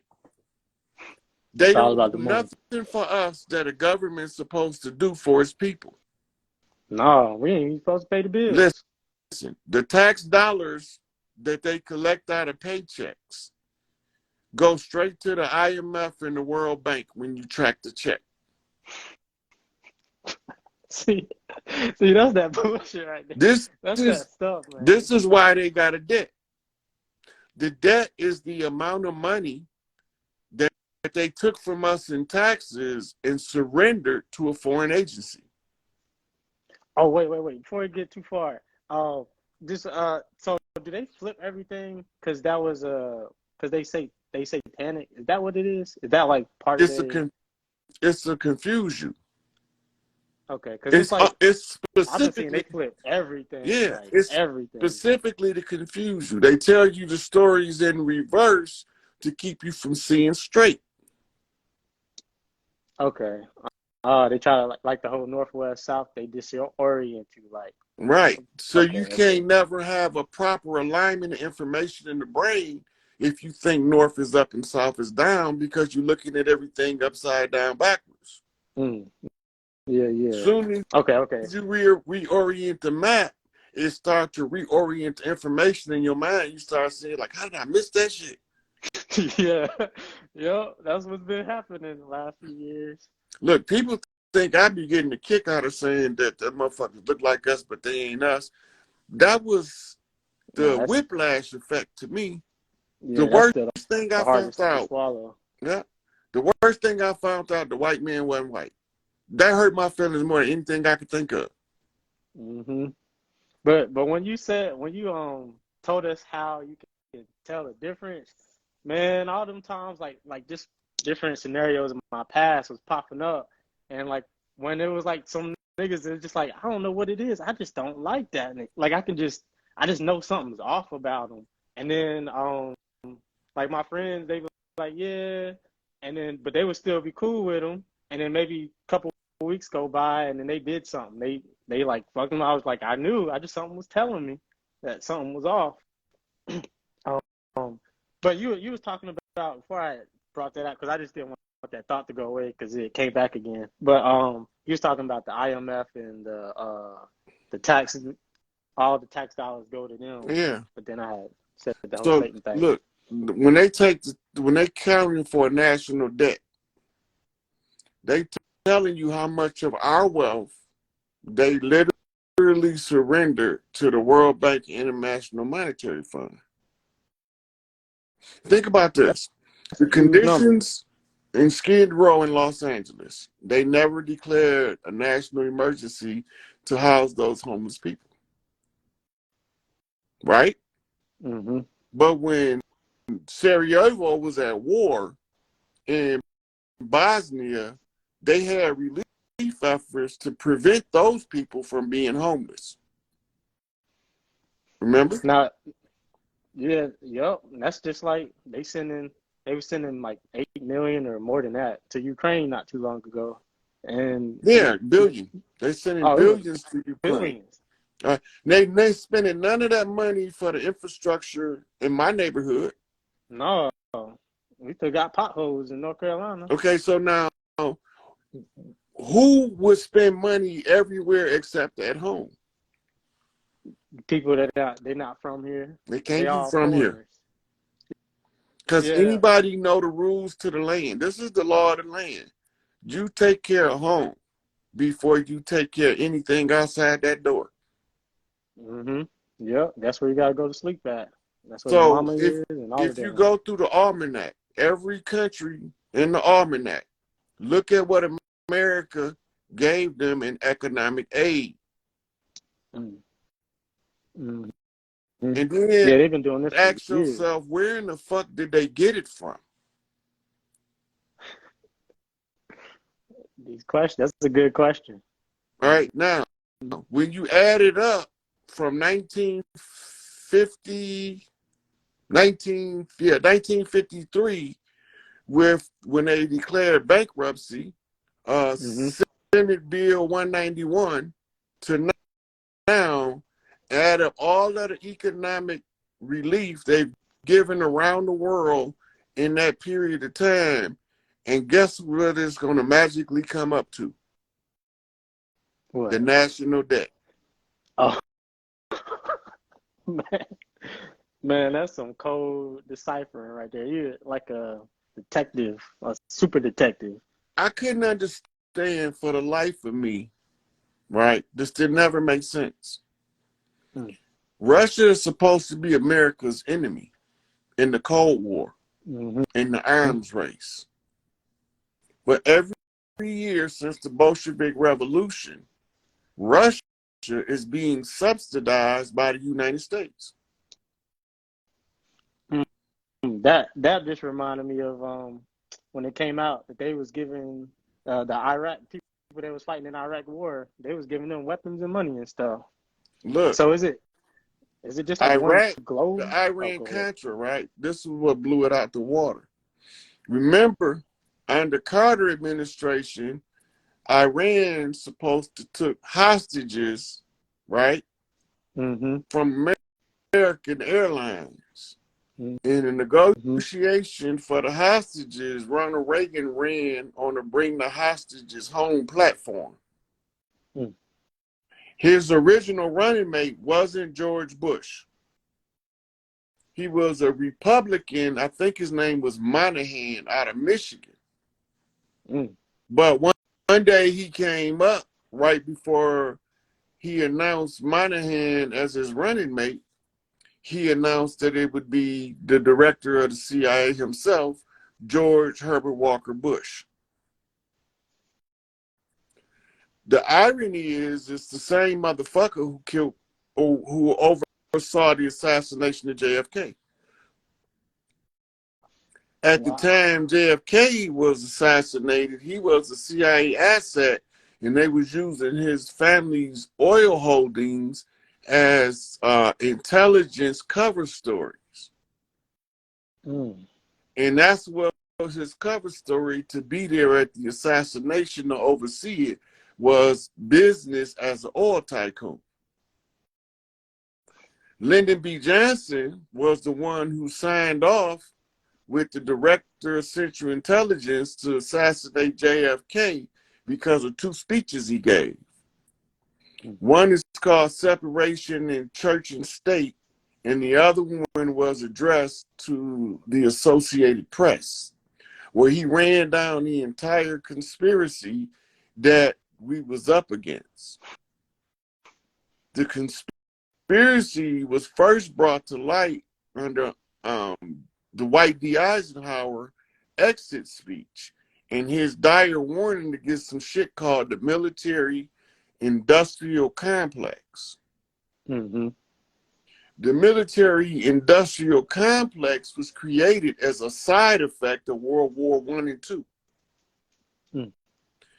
It became a massive source of income for the corporation to manufacture military armament on both sides of the water, as the United States of America and as the United States Socialist Republic, or aka USSR. What? Oh my God. Yeah, yeah. Yeah. Okay, now the boogeyman is in full effect because they warning us about the Russian Red Army, Mm-hmm. right? And doing what we call motherfucking nuclear bomb drills. Newsflash. Hiding under the desk is not going to stop your ass from getting wiped out by a nuclear fallout. No, not at all. It's gonna come right through that thing. Now, while they doing all of this, they keeping us under the perpetual fears of war and warfare by periodic skirmishes after World War II. The first thing they did was set up the United Nations in 1945. The first three countries to join to work as United Nations peacekeepers was France, England, and the United States. United States is one of the instigators of the United Nations, but has never been a member. But they've always held a seat on the UN Security Council. So they can decide what countries in the world will go to war and which ones won't. The first concerted act of the UN, do you have any idea what it could possibly be? Something dealing with war. I don't know against who. No? No. They found some Negro named Ralph Bunche. Mm-hmm. They flew him into eastern Egypt at the time. We know it today as the Gaza Strip. And he was to draw out the lines of demarcation for the new state of Israel. When he got back home in 1948, they bombed the West Bank into submission, France, England, and the United States, and wiped out all of their functioning infrastructure and established some shit called the State of Israel. That's them same ones that's running the music business type shit. Okay, now that was honor some shit called the Balfour Declaration. Oh wow, no, I ain't heard of that one. The Balfour Declaration was signed and well, not signed, it was issued in World War I to establish the state of Israel for economic aid from Israeli-friendly peoples. When they say Israeli, they're not talking about Hebrews. Mm-hmm. When they say Israeli, they talking about Zionist Jews, they talking about Enlil children, those who landed on Mount Sinai. Mm. Mount Sinai is Mount Zion is the unholy place in the Babylonian Empire where Enlil and his military contingents landed on Earth. So you go that flip again. So it's almost like all the holy places they told us was holy is really the wicked places. Like, maybe, right, because the real holy mountain of Earth is in Kenya. Wow. Well, that's a beautiful place. It makes sense. The real fatherland is called the Abzu, which is South Africa, home of the Zulu. Would you say that we like what's this the grandmother land, I guess? This is the motherland. Okay. When we say motherland, under no circumstances is patriarchy supposed to be over here. When we say fatherland, you have patriarchal tribes, but they have a matriarchal confederation that binds them. Peacekeeping force, so to speak. Mm-hmm. You have to watch Shaka Zulu with a different lens to understand what I'm talking about. When you watch Shaka Zulu, you see these women getting together and Shaka's mother being the outcast, which was the contributing factor of the psychological development of Shaka Zulu. His treatment was decided by the elders because the temperament that was needed. He wouldn't grow up to be Shaka Zulu unless he's treated a specific way. Yeah, they like molded him into what they needed him to be.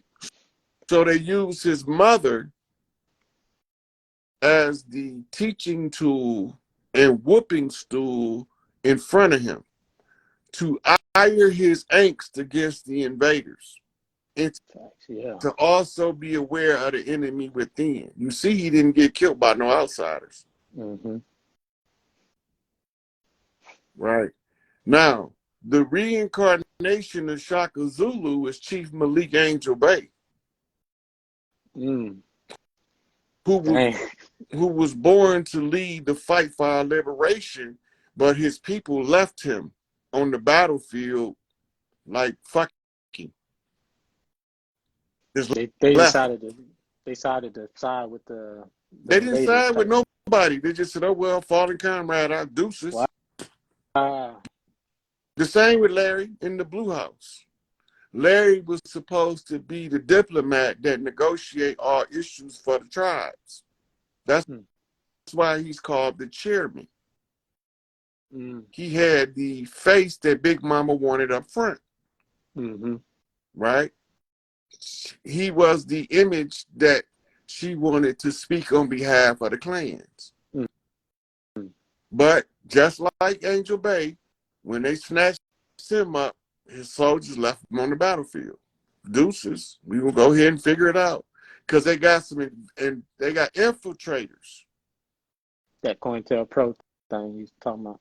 And the infiltrators is telling the people to go about business as usual and don't take no considerations for the redemption of their elder and their chief. The same with Big Tukey. If you take Big Tukey case and you take Geronimo Pratt case, who was the reincarnated Geronimo, by the way, and you lay their cases side by side, the only time you're going to know it's a different case is when they use a different name. Only difference, I think one was supposed to take place in the house and one's supposed to have been in the store. But it was the same modus operandi from the same assassin agents that committed both crimes. They tried to hide it. Right. So they had some dude supposed to be Tukey homeboy smoking Sherm with him. So he smoked Sherm till he passed out. Yeah, he drugged him. Right. So when he wake up, he can't say I wasn't there. He don't even know his asshole from his appetite last night. He can't tell you I wasn't there and be truthful because he don't know. Mm-hmm. right? But the MO don't match. That wasn't Tukey MO. So it's like people know. The one, yeah. Yeah. So, Geronimo was a Mississippi Panther, which is different from the Panthers that were started um by Huey Mm. P. Newton and stuff. I mean, and Bobby Seale. They started the Black Panther Party for self-defense. The Black Panthers in Mississippi was a political organization, and they were started by the Black Panther Brigade from World War II. And Geronimo Pratt went to offer the assistance in military strategy to the developing Bay Area Panthers, which was a nightmare to the de facto corporation masquerading as our government. All right, that's good. Shit. Fuck them. That would have been the equivalent of Hannibal telling all of the gangbangers how to win in a war against these people that we call in the government. Mm.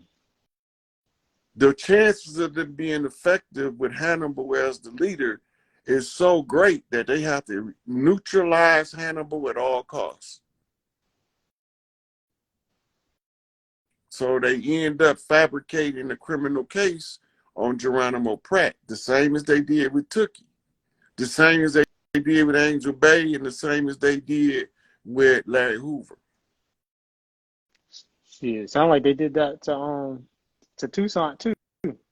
They fabricated, they made that shit up. Oh well, we know that's some made up shit. But see, what Divine Insights is going through is the reenactment of Tucson being in the custody of the French. Mm. When you look at the Louisiana Territory, it's going to be all the way over to damn near to Atlanta. Yeah, Which, it's like half of the daggone North America. Yeah. The strip up the middle. Mm-hmm. Mm-hmm. So he's reenacting that in reverse. Mm. Right? And so the bookman is the one who was the master of ceremonies called the Hogan. Mm. Right? So he come back to Florida because when he left before, I think he left after Tucson, but he was nobody's prisoner. Mm. Right? Right. So that's why he don't have to go through stuff like his that. reenactment is different. Yeah. Mm-hmm. Right. And then they left John Dessalines on the mainland. You say that's a barbecue. Yeah. We believe that to be barbecue because it matches the signature of the energy. Mm-hmm. Yeah. So it's got to play through the same way that it was. It's playing through in reverse. We know flip again. Yeah. So when you see the same thing going out that you see going in, that's how you watch the energy. That's how you know when you're getting out of the fucked up situation that somebody got you in. You start seeing the reverse play out of everything that happened when you went into it. Mm-hmm. That's like, I don't know why it just came to me. It's almost like a math equation or something. It's like beautiful the way it plays out. Yeah. I think that's it for me tonight, bro. I'm about to go in and smoke me another one and call it a night. Yeah, like why? So I'm about to go chief. Yeah, I'm surprised they let let me stay on this long. They had been cutting me at an hour. I've been on Maybe here something changed. I don't know how long it's been, about 3 hours. Because when you said they let out his stepdad, Tupac, that's big, ain't it? So maybe some stuff is changing now. Ain't no maybe. It's changing. Oh, Oh yeah, let me rephrase that. It's There's changed. no way under the old regime was they ever intending to let Methuselah out under any circumstances. That shit's so big you don't even know how big it is until years later. Wow, that's awesome. Well, I'm grateful for it. Yep, I might not understand it completely now, but I am grateful. Shit, yep. All right, that was guys, I'm dope gonna holler back at you later. for sure. Have a great All night. right, I'm gonna have to take a sister in so I can close out with some divine feminine energy on here.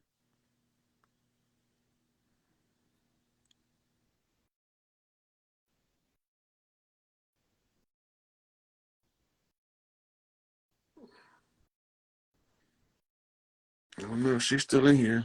I think she's been in here for a minute too. I don't think she's gonna come up. It would have been popped up by now. Uh,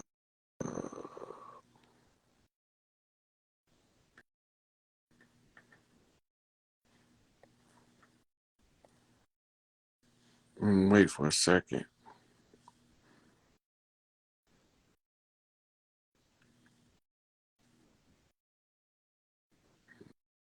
Nope. I'm gonna try somebody else.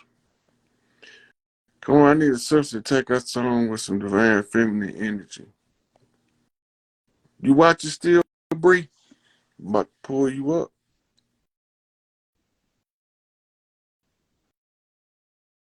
This one's gonna come up. I'm just gonna wrap it up.